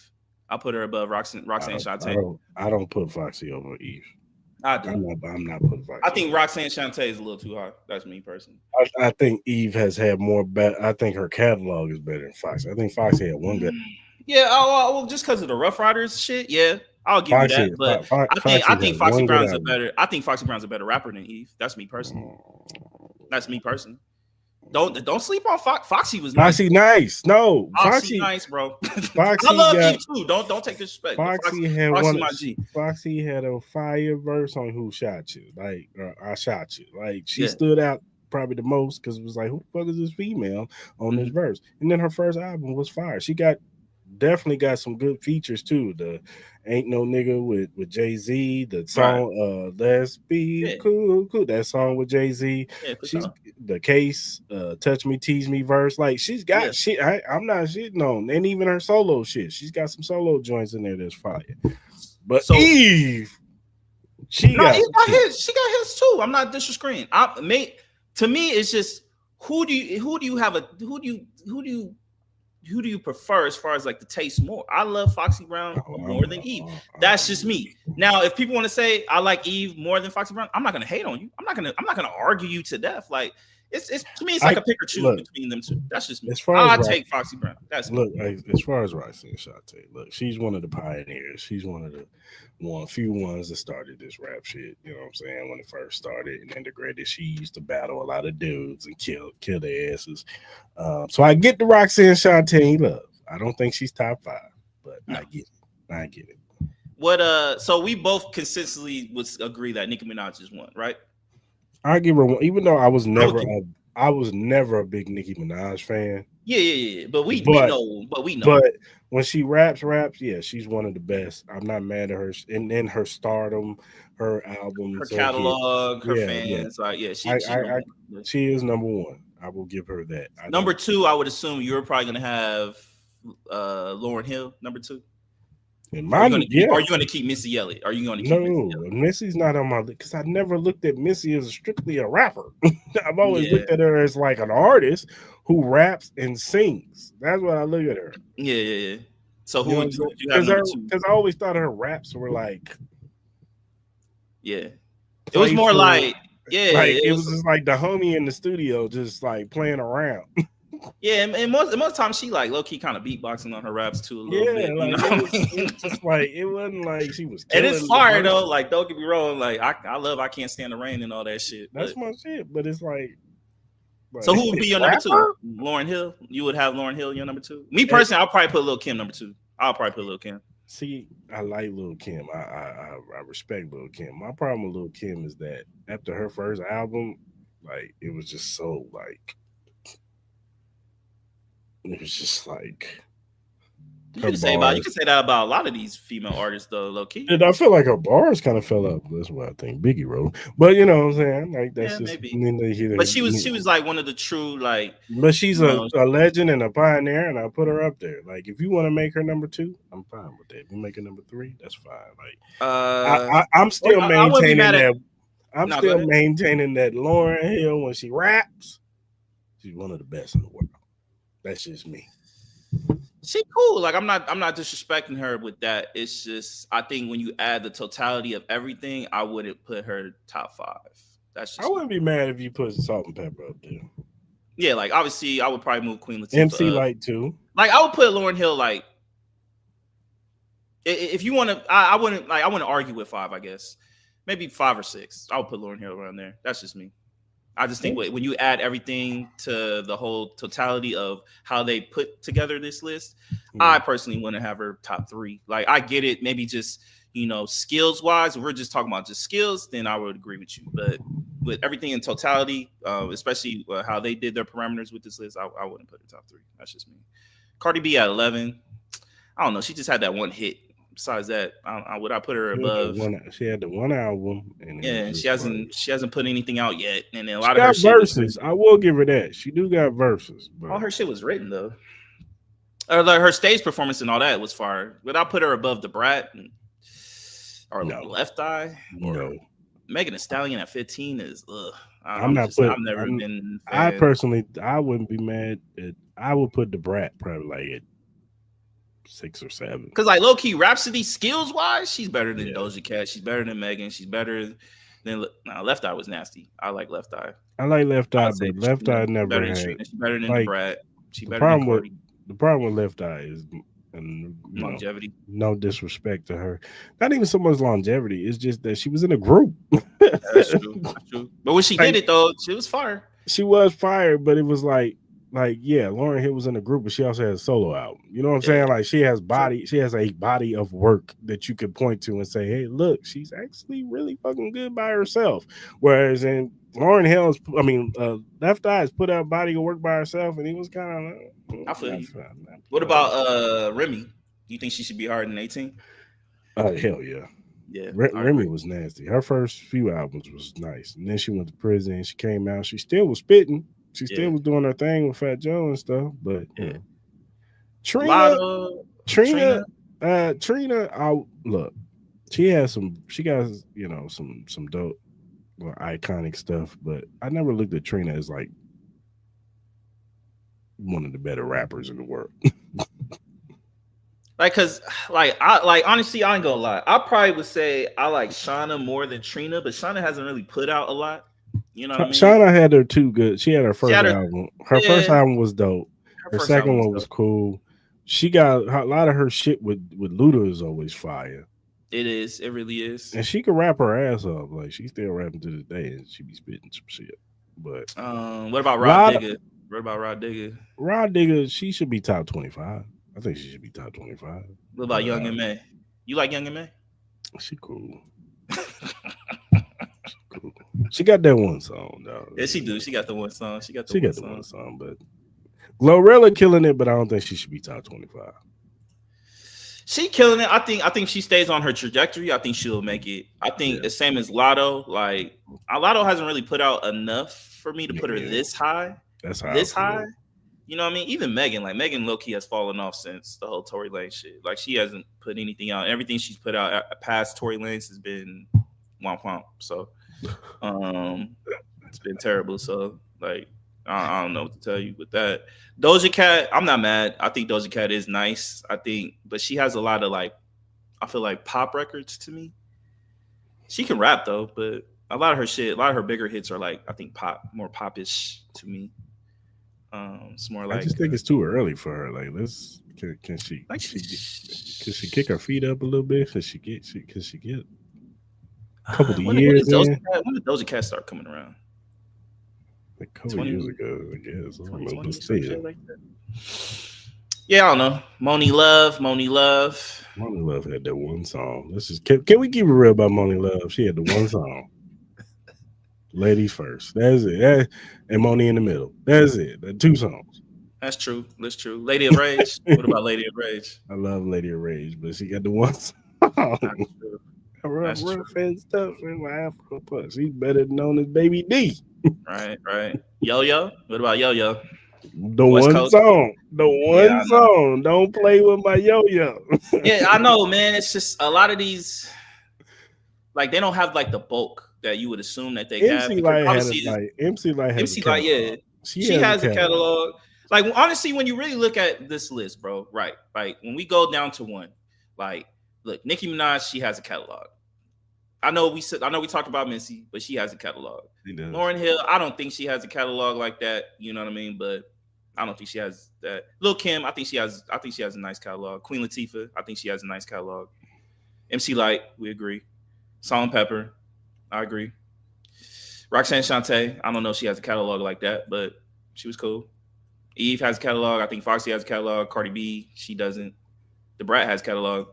Trina, I don't know. I personally think the Brat should be higher on this list. Like there was a sick. Like first of all, she's the first platinum female selling artist. Let's yeah, get that out the way. Like yeah, and there was a point where the Brat was just killing everything that she was on. Her first two albums are fire. Like they still stand the test of time, and she's evolved with the times. Like every time there was a new era, she was out there doing it, killing features, all kinds of shit. So I think the Brat should be up there a little higher. Yeah, I personally think Remy Ma should be top 10. I think Remy Ma should be top 10. I think she should easily be top 10. Can I be pissed? Am I that pissed off about this list? I'm not pissed. No, I'm not gonna be mad. I'm be mad. I said I've been more angry at others. I've been more angry at others. Here's the thing. The thing about it, and I mean this respectfully, is just like, you know, with female hip hop artists, it's just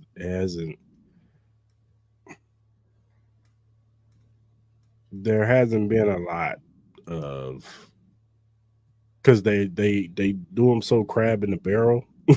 Yeah, like it seems like they only allow one to break through in every era. It's like this one rapper right here, and then you have your few other ones. Like you gotta think, when we was growing up, it was Foxy Brown, it was Little Kim.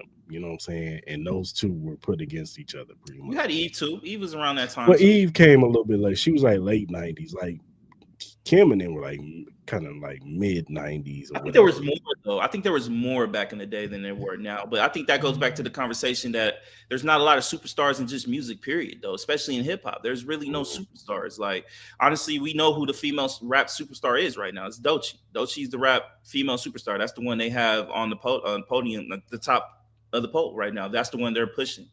And besides that, like, you know, Nicki will always be there as long as she wants to put out music. But like, I think the days of Cardi B being at the top are gone. I think Glorilla, you guys say you're one or two are Glorilla and Doechii. I think those are the two. Like, Glorilla's more for the street. I think it's like Gorilla, Doechii, then like Lotto's like a little bit underneath her, and then it's like kind of. And then after that, that's when you start getting down to Sexy Reds and Ice Spice. But I think little Ice Spice chick, she gone. I think her days are gone. But again, I think this comes back to the conversation of that there's really no superstars in hip hop. There's really no superstars that they're really pushing. The only real superstar they're really pushing right now is Kendrick. Like Drake, you know, we all know the situation with Drake. Like Drake will always be popping, but is he going to be put back on that pedestal with a lot of these music labels like that again? I don't know. I think time will tell with that situation. But right now it's Kendrick. Like, but besides that, you know, remember back in the day, we had a lot of hip hop superstars. We had Jay-Z, we had Nas, we had Outkast, we had Ludacris, we had, you know, Busta Rhymes, we had 50 Cent, we had Kanye West, we had Common, we had, you know, the cats from the West Coast, you know, Snoop, Ice. You know what I mean? We had a lot of people, man. Now when you look at the trajectory of a lot of these artists now, you don't get that same type of feel. Like, okay, you got Kendrick. Okay. Who else as far as like hip hop is really putting on like that, like hard like that? It's really no one else. You know what I mean? You gonna tell me Future? No, it's not Future. Travis Scott, I guess Travis Scott, you could probably put Travis Scott in there, you know what I mean? Just with, his popularity as far as like, but don't tell me Playboy Cardi. Don't tell me all these cats. You know what I mean? Like, I don't think he's commercialized like that. At least Travis Scott is commercialized like that. You know what I mean? He has the Nike deals. He does the stuff with WWE. He's transcended around the world. So is Kendrick. So is Drake too. But it's just like, it's like Drake will always be Drake. Like, let's not undermine that. And then obviously Kanye West. I know Kanye is in a weird space right now. And I know we all get numb and talking about this dude. But we all know that he still will have some relevance in music, but it's just that I think more people are tuning him out in a sense, but we don't have the superstardom like we used to. You know what I mean? It's kind of sad. You know what I mean? Like I miss the days where we had a lot of great, and there are a lot of great artists out there now. It's just they're just not well known. You know what I mean? Yeah, for sure. All right, man. Let's talk about Shakur Stevenson and William Zepeda card that got made official over the weekend. It's going to be happening on July 12th. Now, on the undercard, you got David Morrell is making his return after his loss from David Benavidez. He'll be fighting Iman Kativ, I think his name is. He's undefeated also, so that's an interesting fight for those two to face each other. Matisse is fighting Alberto Puello, undefeated for the WBC Junior Welterweight Championship. So that's like I think it was 140. They'll be facing each other, so that should be an interesting fight. You have what's that? Carlos Ames versus Shaziz, I think his name is. He's undefeated. They're fighting for the middleweight championship. That should be, or no, it's is that what it is? Yeah. And then Edgar Berlanga will be fighting who is he fighting?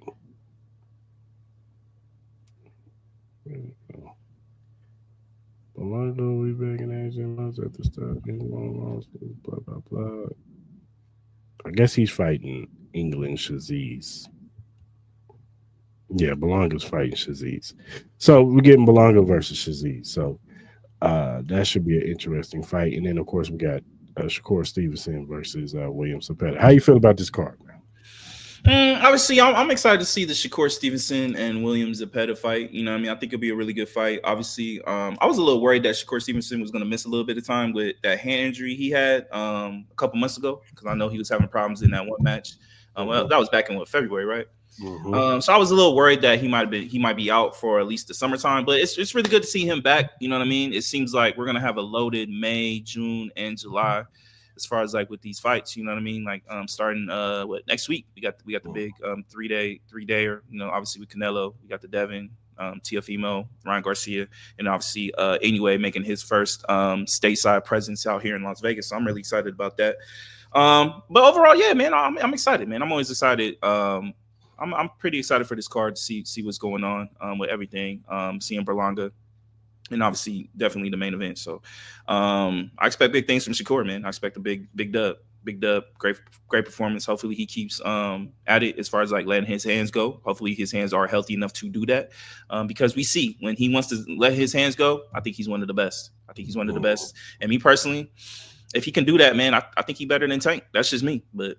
You know, we'll see. We'll see if we can find that consistency with Shakur. Hopefully, this can be the year where we actually start seeing the stardom out of him, because he can be it. He can be that. We all know that. I think that's why a lot of us have been frustrated with his performances, because we all see it within him that he's the next great superstar. Yeah, I'm excited for this card. I'm excited to see how David Morrell looks coming back. Yeah. He's going against the guy who's undefeated, who's been doing his thing too. So that should be a good comeback fight. I think Puello and Matisse is going to be a bloodbath. I think they're going to try to kill each other in that ring. You know how I feel about Matisse. I think he's a little overrated, but, I think, this is a good fight for him. Like you said, Berlanga coming back. This should be a solid fight for him to, possibly maybe we segue to him and Caleb Plant. I think that's what it is. Or obviously...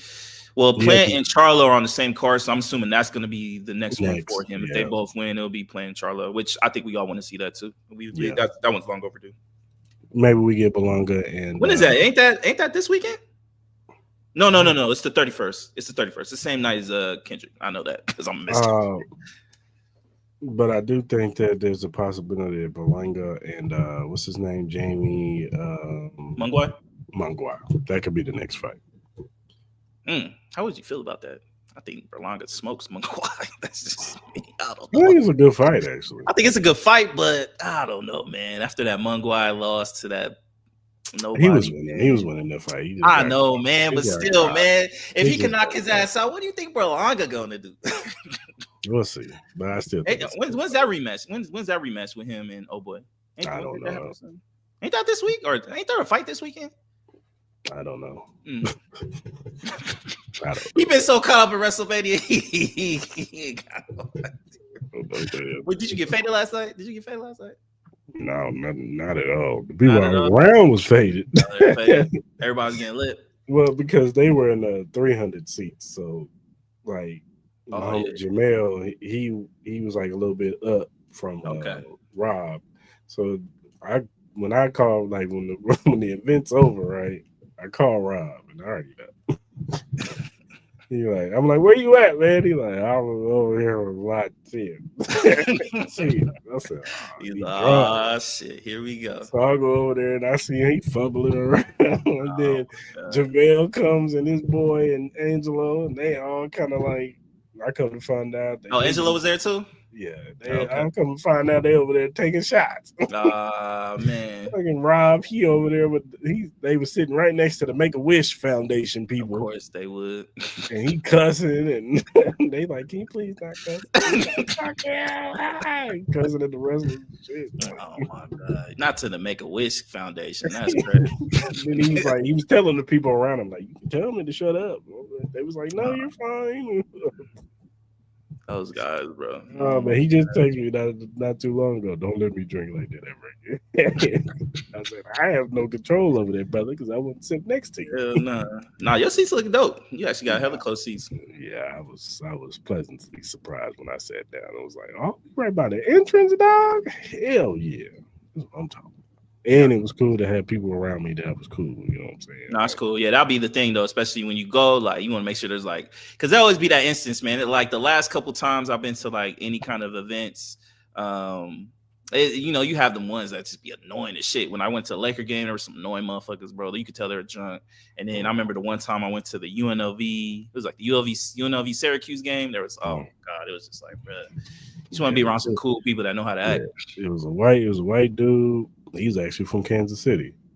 He sat next to me, and then there was this black dude. He was from out here. They both were younger than me, but they were cool. They was cool. They knew they shit. Like, we was just chit chatting what we think who was winning. So that was cool. And then the next, it was like a family. It was like a lady, the daughter, and then the dad. They all were like they was just doing their own thing. The lady looked like she didn't want to be there. Oh, she's like, what the fuck is this? No, she was just kind of like. There was a lot of people in the stands though. They showed I saw like Jeff Teague and then I saw Terrence Crawford was in the building. They had Turk. I don't know if Turk was there. I know he was there Saturday. I don't know if he was there Sunday. Who else? Quavo. Dana White, Quavo. Metro Bowman. Metro. Yeah. There's quite a few people. The one white dude I know him from Breaking Bad, but I guess he's on Law and Order now. But yeah, there's a few people in the crowd for sure. Yeah, nah, for real. But but yeah, as far as this card goes, I'm excited. I'm excited for sure. Mm-hmm. All right, man. You ready to do our mock draft 3.0? Yeah, man, let's do it. See what's up. Get this set up right. Bam.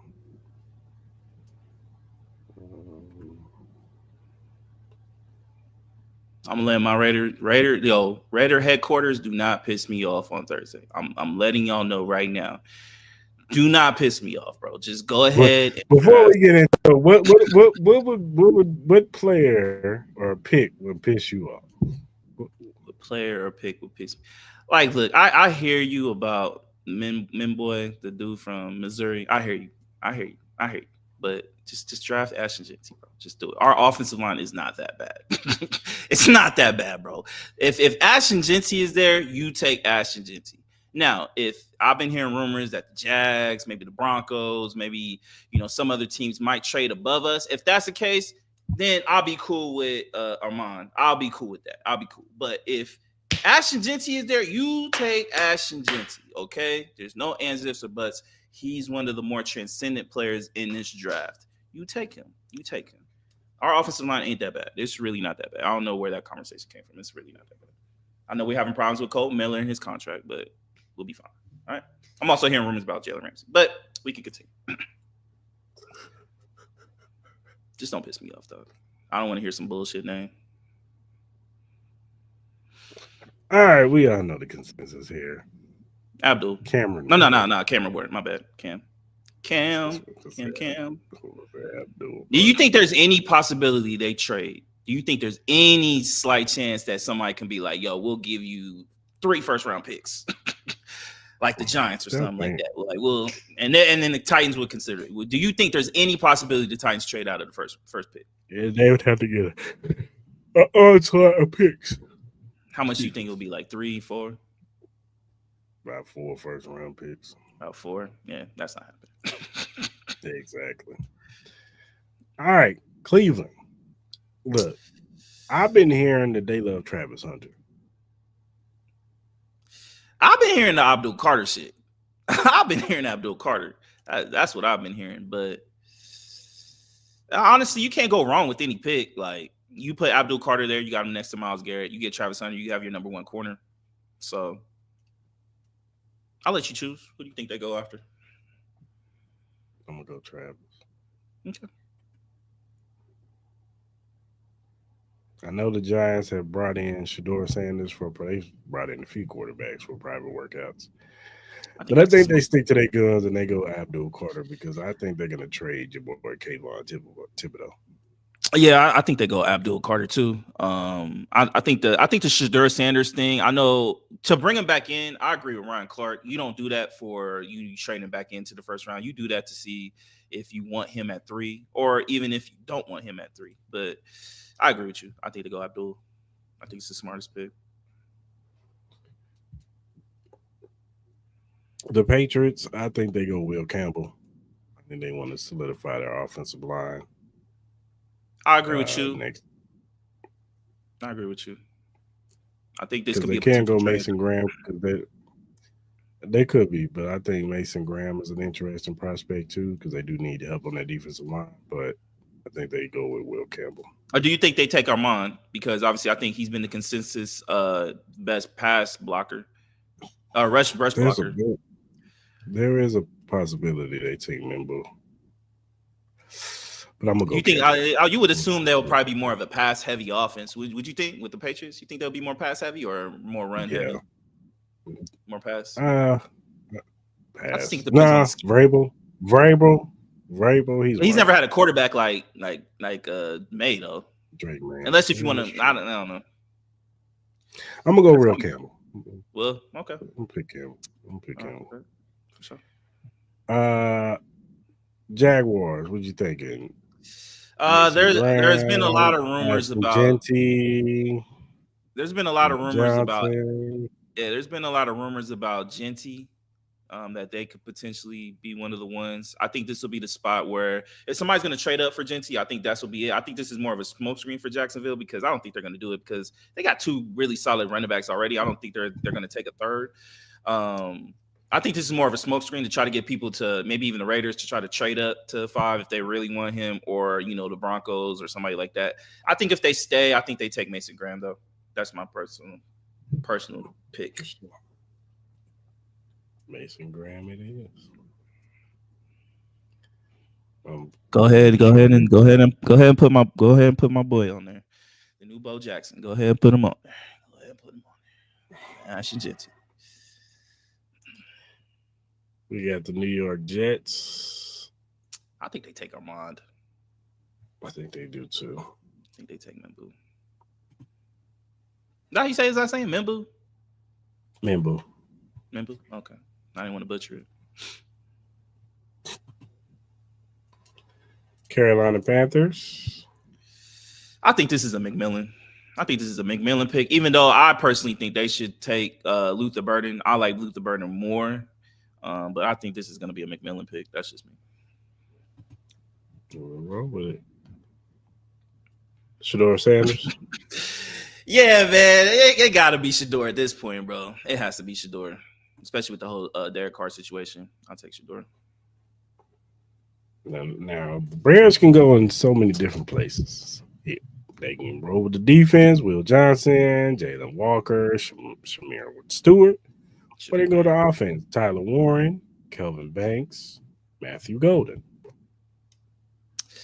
I think that they're really going to be focused on the offensive side. I think they want a premier tight end. I think they might go Tyler Warren here. I know I've been hearing a lot of stuff about Tyler Warren, but you could imagine if you had Will Johnson on the other side with that defense, that too, that should be nasty. I don't know. You got the pick of riches right there. I'll let you pick this one. Who do you think? I've been hearing stuff about Tyler Warren, but you can have Johnson and Johnson, man. Yeah, that's what I'm saying. That shit would be nasty. But you add Tyler Warren to that offense, I don't think they have a problem on like I like Cole Kmet. I know he has some injury problems, but I know a lot of people have been putting Tyler Warren as one of those players that could be the next great tight ends. You know what I mean? I know a lot of people can try to put him up there as like being like the Rob Gronkowski of the future type shit, but I don't know. We'll go Tyler Warren. I ain't mad at it. San Francisco. This was tough. You could add Jalen Walker here because I think they like their two linebacker system, especially with Greenlaw gone. But you did miss out on Chadarius Ward. I think this has to be Will Johnson, don't you think? It has to be either Will Johnson or Barron. I think it's Will Johnson. I agree. No, I'm gonna go with Will Johnson here. I think that's always been the problem with the 49ers is their secondary. That's true. The Dallas Cowboys. Now, here's the thing. I wouldn't be surprised if they draft Amarion Hampton here.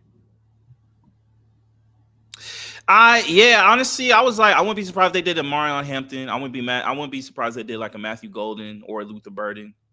Hell, I wouldn't be surprised if they did like a Loveland. I wouldn't be surprised if they did a Loveland. Honestly. I'll let you choose though. Who you think they'll go after? I think they go Amarion.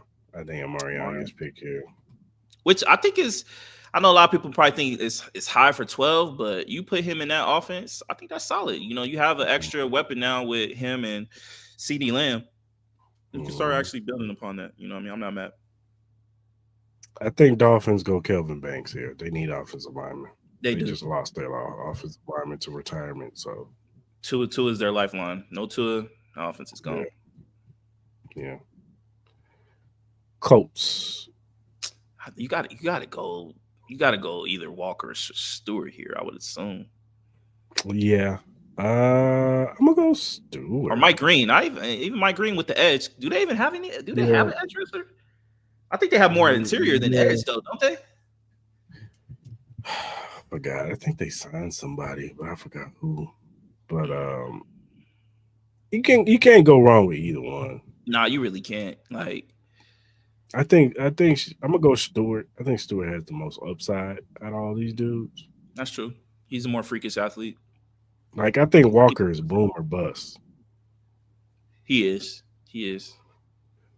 But I'll take Walker for the Falcons. Keep the hometown kid at home. Yeah, it might be good for him. Carolina Panthers. I like Matthew Golden.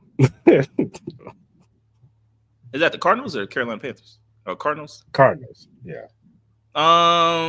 Hey, what do you make of that report where they said they are regretting not taking Malik Neighbors? Shut up. From Marvin Harrison. Marvin Harrison wasn't bad last year. Nah, he wasn't. I thought it was more inconsistency from Kyler Murray, and you know how much I like Kyler Murray. I'm not mad at Matthew Golden. I wouldn't be mad if they took Mike Green either. I think they also need help on getting pass rush. You got Hassan Reddick on the line now. You got Josh Sweat. Oh yeah, they did get those guys. I totally forgot. Yeah.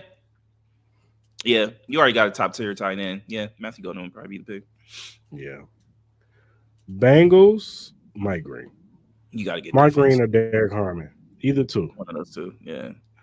I would probably say you go Mike Green.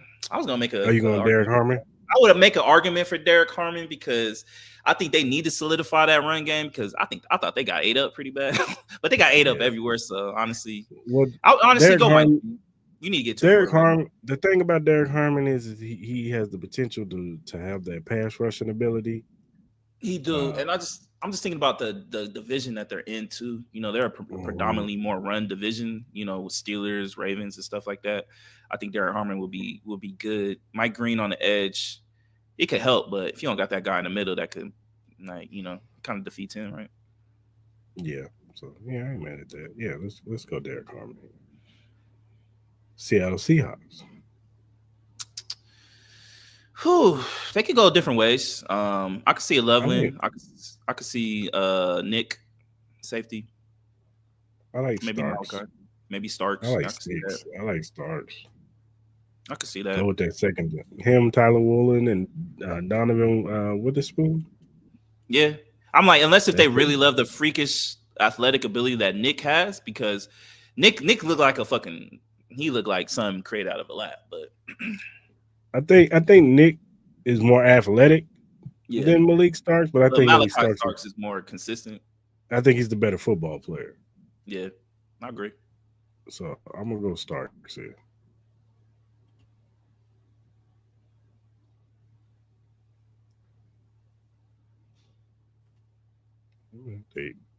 Tampa Bay.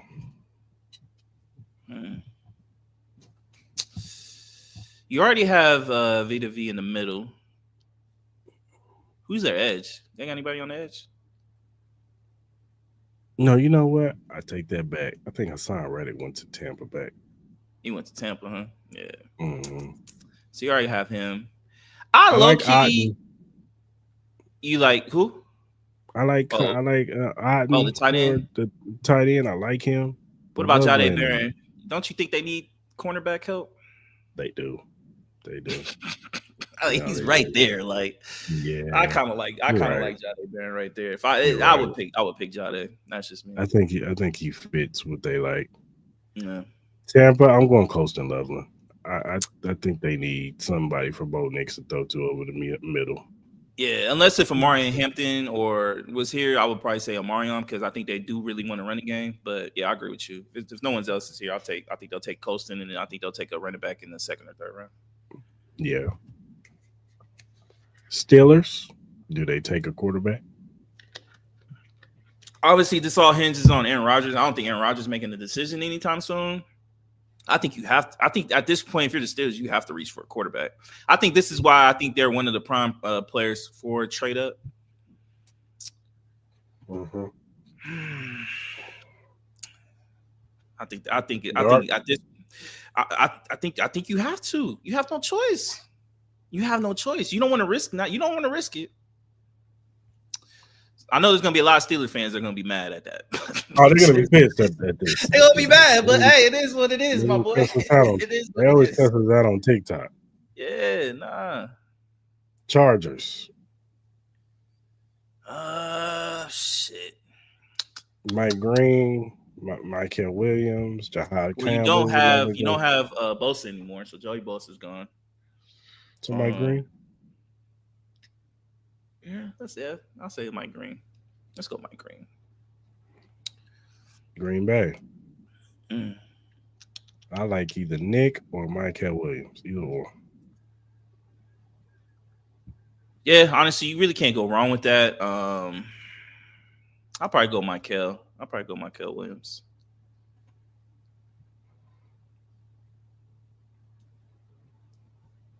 Vikings.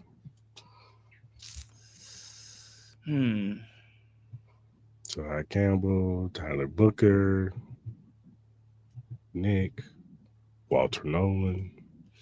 Yeah, Walter Nolan, man, that might be the name, dog. I know you don't want to hear it, but I don't know. I feel like they do need help on that back end, don't they? Because then they lost both of their corners and stuff like that. I think they lost their safety too. I'll probably say they probably go. They signed back their corner, but they lost their safety. I'll probably say they go Nick. I think they probably go Nick, honestly. Yeah. I think they go Nick. Texans. Josh Simmons. Josh Simmons. Yeah. I think it's Josh Simmons. They have to. They have no choice. Rams. Tyler Booker. Maybe they can get add cute to with that a lot of offensive line. stuff. Yeah, you can go Tyler Booker. You could also get cute, and they could also they want to keep adding more depth to that D line, or even a linebacker with Jahada Walter Campbell. Nolan. But Yeah. yeah, Walter Nolan. But I think right here, I would assume they probably want to keep Matthew Stafford healthy, so I think they'll probably go Tyler Booker.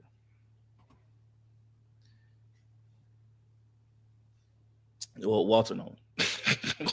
Walter Nolan. This is a Walter Nolan pick, dog. He's either going here or Detroit or Commanders. He's not getting to y'all. Sorry. I know. He's We'd not have to getting trade up. Dude.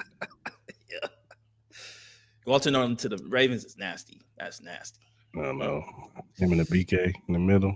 Lions. I was hearing stuff about maybe them trading Jameson Williams. I heard that too.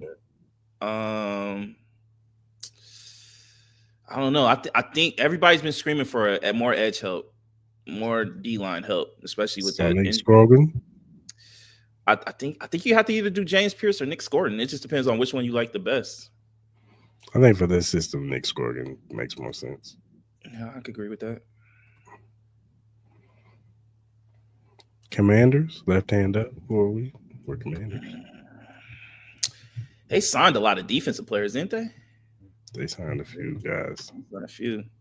I would assume this. If you add Luther Burden to this team, like, bruh, could you imagine Luther Burden on the side of that? Shit would be nasty. Even a Mecca. I don't know. Or do they go Greg Zabel O-line? Maybe. I think it's one of those three. I think they go offensive side on this one. Let's go Zabel. That's. I know what you're trying to do here, my brother. I know what you're talking about. I know what you're trying to do here, my brother. I know what you're trying to do. I know what you're trying to do. You're not slick, bro. You're not slick, bro.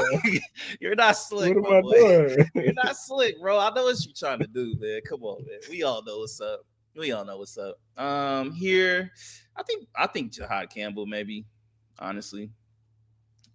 Or even James Pierce, because they don't have an elite pass rusher. Von Miller's gone, huh? Ain't he gone? Ain't he leave? The Bills. He's not with the Bills anymore, is he? Von Miller? No. Yeah, this could be a James Pierce situation. I could see James Pierce or even we on the Bills, or are we on the Bills or the? No, the Commanders. I thought you picked Gray Zabel. I thought you picked Gray. Oh. That's why I was like, yeah, I see what you're doing. I was gonna say Luther, but I see what you're doing. But I'll let you rock, my boy. I'll let you rock. I'll let y'all have it. You know what I mean? I'll let you have it. You got what you want. Why can't I have what I want, bro? Hey, that's why. Hey, bro, I'm not even arguing with you. I'm letting you get what you want, bro. This is all fake. This ain't gonna happen. But I'm gonna let you actually have some hope. I think this is a James Pierce situation. I think you gotta go either James Pierce or Jahad Campbell. I think you need to add to that defensive side. I know they would love to add cornerback help, but obviously I don't think anyone's that high enough that you would probably reach on, unless if like Barron were to drop. But I think it's between either Campbell or Pierce, but I think you gotta go with Pierce just with the edge. I'm gonna go with Pierce. Yeah, he is. That's crazy. Jahad Campbell not in the first round. That's crazy. The Eagles are still sitting there. Yeah, they are. Just go ahead and get your boy, bro. I know that's what you want. I don't think they'll do it, but I think that's what you want. I know you want Luther Burden. Go ahead, add it on there, bro. Yeah, go ahead, bro. Go ahead, get a little selfish. I ain't mad at you. I'm not mad, bro. I'm not mad. Here, I don't know. They can go Tyreek Williams. They can go Jahad Campbell. They can go Emeka Egbuka. Yeah, they could, because I heard there was a rumor about them. And what's his name? I know it's not going to happen, but they're talking about it. Trade. What's the other dude's name? The receiver. I forgot. Not AJ, not Brown, but I know you're talking about. You did lose. What's his name? He's not there no more. He retired. I guess you could put Jahad Campbell there. You know what I mean? It's not like they have an elite linebacker, I guess. Yeah, Zach Ball. Yeah, you put him and them two together. That's nasty work. I don't know. I think there's so many ways you can go. Because Nakobe Dean, they still got Nakobe Dean. He was actually playing really good. Yeah, you could actually get cute and add depth with the cornerbacks with Siobhan Revel. You lost Gardner Minshew. Tyreek Williams is good. Tyreek Williams they did lose a defensive lineman, so Yeah, I think they could go so many ways here. I think it depends on what they feel. You know what I mean? I think I'm gonna roll with. I think I'm gonna go Jahai Campbell. I'm gonna go Jahai Campbell because you don't know how Nicole Dean's gonna look off that injury. That's true. So let's go Jahai. All right.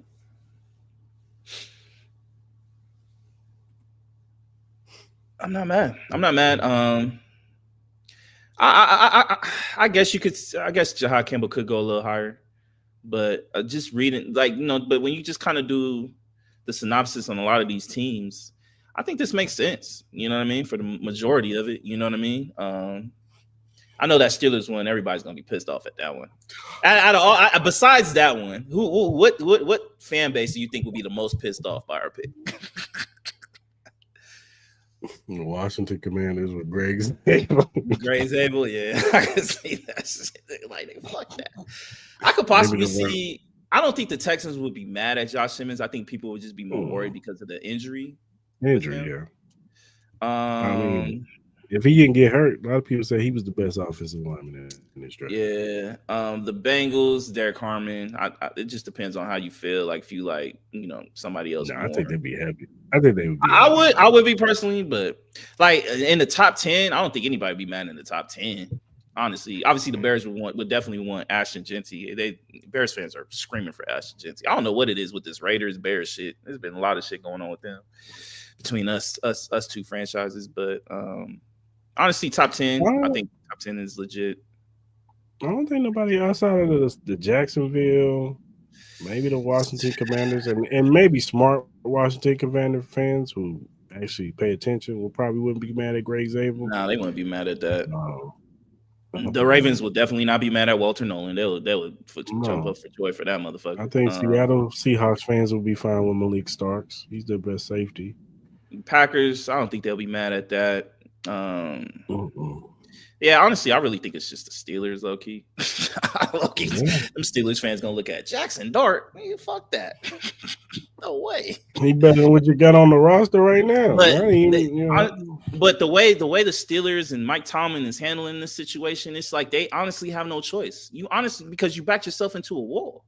You have no choice, because let's say you don't take Jackson Dart, and let's say you take whoever you want to take. Now you're risking it. Now your best target might be homie from Louisville. You know what I mean? Because there are a lot of rumors of people trading up for Jalen Milroy. There's a lot of rumors of Jackson Dart getting traded up for. I'm not mad at the homie from Syracuse. What's his name? This quarterback's name from Syracuse? Kyle McCord. Yeah, I actually like Kyle McCord. I think he has an NFL arm. You know what I mean? Like, he sliced and diced us up. As far as UNLV, obviously, you know what I mean? He's, UNLV isn't like, SEC or Big Ten defenses, but he had a really good arm. But I've seen him in other games outside of us. Yeah. He cool. He a big boy. Yeah, honestly, yeah. I think the only fan base would probably be the Steelers. But you did it to yourselves, guys. Don't be mad at us. This is just what the cards have dealt us, because your team is ignorant and wants to wait for a 41-year-old Aaron Rodgers who doesn't know what he wants, man. Yeah, for sure. You think he plays, or do you think he just waits until? Like, what is your ultimate thing with Aaron Rodgers? Where do you think he ultimately does? Can I say that for hell? Can I say that for hell no? No, yeah, for sure. My bad. I didn't mean to, No. You didn't know. I get into Aaron Rodgers in a minute. All right, man. That was our point 3. We'll be putting that on our social media. Yep. Oh, we got comments. Probably staying. Hey, how long have y'all been streaming? We're almost like 2.5 hours now. Almost 2.5 hours of streaming time. Arthur. Yeah.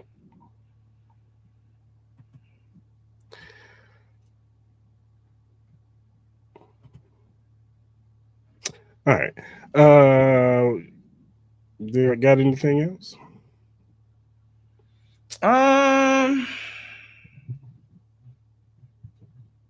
Man, these Aces tickets are insane. I saw the ticket prices for the Aces and the Kalen Clark coming. Them shits is insane, bro. They talking about lower bowl for like $600. Y'all are smoking. Sorry. I'm all about supporting the WNBA, but y'all a trip. Y'all a trip. Caitlin Clark, man, she coming in town, bro. Nah, man, she ain't worth all that. I'm sorry, bro. She ain't worth all that. Nah. Why not, man? Go see her, though. I'm good. I'll probably go watch when they play the Liberty. I either want to go to the Aces Liberty or I want to go to when Kelsey Plum comes back and the Sparks come. I want to see Cameron Brink play and those girls. I think they're gonna have an exciting team. For sure. All right, man. Who gets your flowers of the week, man? Flowers of the week. I haven't seen this movie yet, but they're doing great. Sinners Cast. I want to congratulate them. I've heard a lot of great things. I'm probably gonna go watch it this weekend, so I'm very, very excited. Heard nothing but great things. So shout out to the whole entire cast. Shout out to Ryan Coogler, doing big things. And then also I'm gonna give flowers to Lee Corso. They finally announced his last show. I think week 1 when the kickoff weekend happens. So we're all gonna tune in and watch his final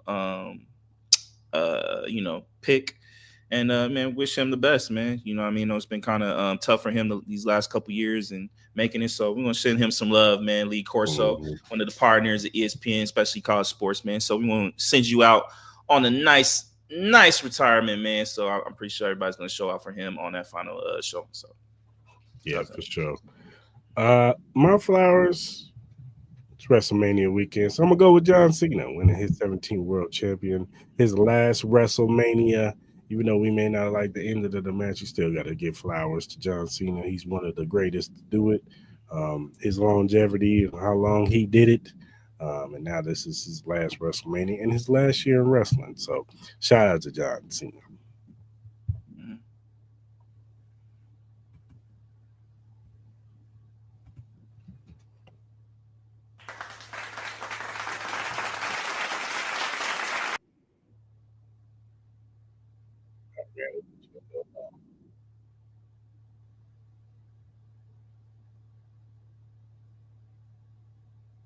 Yo, why did Shannon just drop a whole text message thread? Who? Yo, this nigga, what? Yo, all right. So this nigga Shannon Sharp on his Twitter just dropped a statement by Lanny J. Davis, the counsel to Shannon Sharp, and it looks like a whole bunch of text threads. That's what it looked like.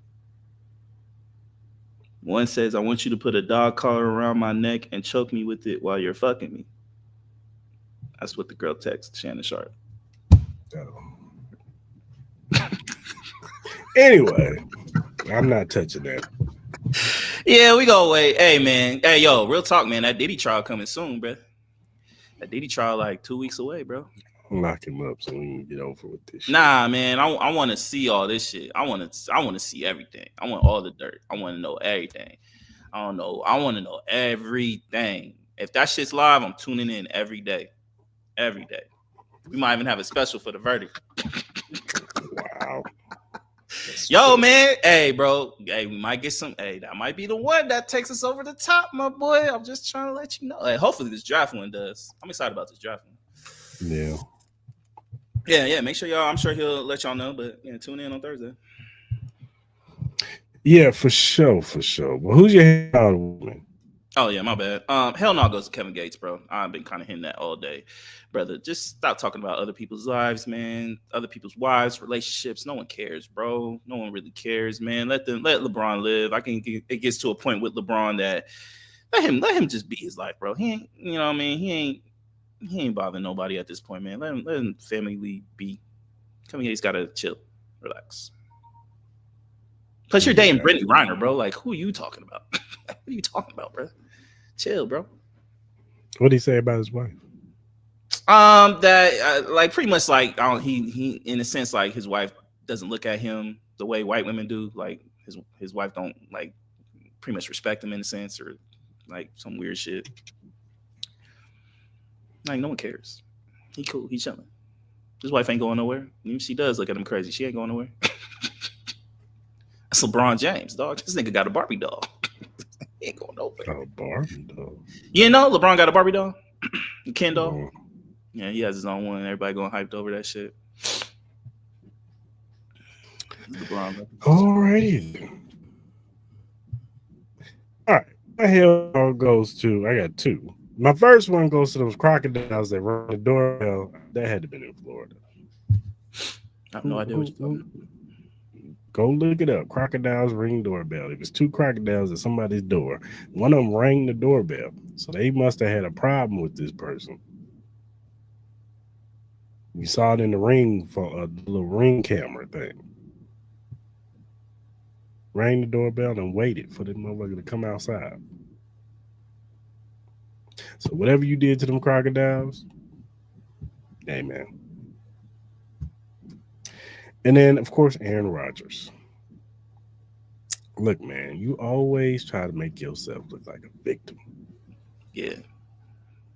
That interview that you did on Pat McAfee, you said a bunch of nothing.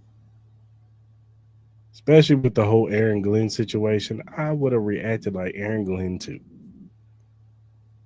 Maul, if I ask you, hey brother, do you want this job or not? And you say, I'm interested. What am I supposed to do with that information? We moving on. Mm-hmm. Yeah.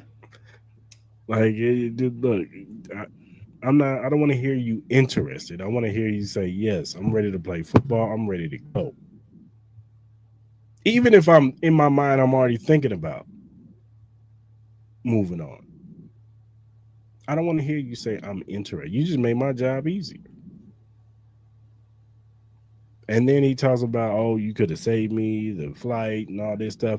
Now, I guarantee you, had they called him on the phone and said, yeah, we're moving on, you know what Aaron Rodgers would have said? You didn't have decency to come to my house. Yeah. Let's just keep it real. Mm-hmm. Like, I'm sick of him. I'm sick and tired of Aaron Rodgers coming on these airwaves, acting like he's a victim. Look, I know you say you got personal issues. We all got problems. That don't give you the right to act like you just God's gift to earth. Yes, your resume is fire. You are a first ballot Hall of Famer one day. And then you talking about, oh, there's a possibility of retirement. Brother, just retire. Mm-hmm. Just let it go. I know you said, oh, you're not holding nobody hostage, but still. Just let it go. Mm-hmm. And Steelers, move on. After that interview, I'd have called Aaron Rodgers and said, thank you, but no thank you. We're moving on. Yeah, I think it's an easy decision. So, look, Aaron Rodgers retired, man. You could do weekly. You have a job waiting for you on the Pat McAfee show. Hell, you could show up in person now. But we sick of you, man. You became everything that you were against, and you become Brett Favre. But worse. Because now you do a weekly episode of with Pat McAfee telling why you're a victim. Or why everybody wrongs you. So yeah, you get the hell out of the week, bro. I'm sick of you.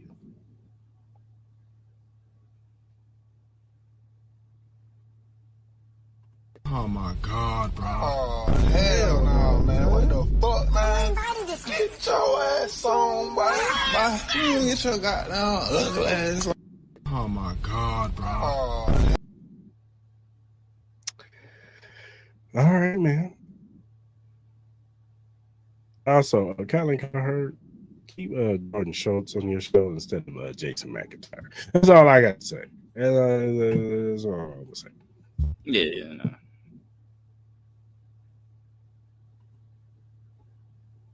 All right, good people. Also, remember, Thursday, it's going down, people. We're having our watch party. Hey, you see it.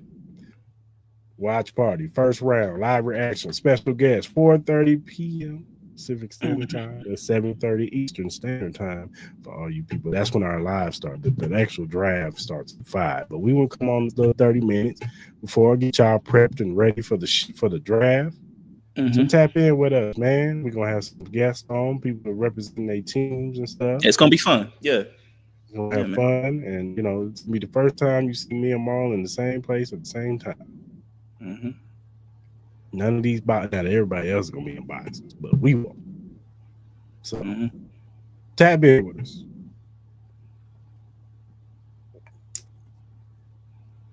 Also, if you want to donate to the Cris Mall Podcast, you can donate to our Cash App, Cris Mall Podcast. We will appreciate any donation that you give to us. Whatever streaming platform you use, whether it be Spotify, Apple, Google, Amazon, iHeartRadio, whatever you use to listen to your podcast, the Cris Mall Podcast is available. First time watch on YouTube, hit that subscribe button, that like button, that notification button. So when we go live on Mondays at 10 a.m. Pacific Standard Time and Wednesdays at 9 p.m. Pacific Standard Time, jump in the lives. You can talk about these topics. We want to hear your opinion. We want to hear what you got to say. If you agree with us, if you disagree with us, come in there, talk to us, tell us how you feel, but talk to us nicely. And also, if you're listening on the playback, leave a comment. We want to hear from you too. So go ahead and subscribe to the channel. And whatever social media platform you use, whether it be X, Instagram, TikTok, Threads, Facebook, Twitch, whatever you use to listen to your podcast or whatever you do your social media on, you could follow us on those platforms. We will follow you back. We're just some regular guys who like to talk sports and music and movies and all kinds of various other things. So go ahead, follow us. We have critiques, feedback, or you have a question or a topic that you want us to bring up on the show. If we like that topic, we will bring it up. We will shout you out because we want to show love to those who show love to us. So go ahead and hit us up via DM, email, or our mentions, and we will get back to you as soon as we see said topic or question. All right, good people. Hope you guys have a good rest of your week. Since we're doing a watch party on Thursday, we don't have no Wednesday show. So jump in with us on Thursday for the watch party, man, so we can have a good time, man. Watch our teams draft the future of our organization, whether it be good, bad, or indifferent. But yeah, jump in the lines with us, man. And we'll see you guys on Thursday at 4:30. So till then, yeah.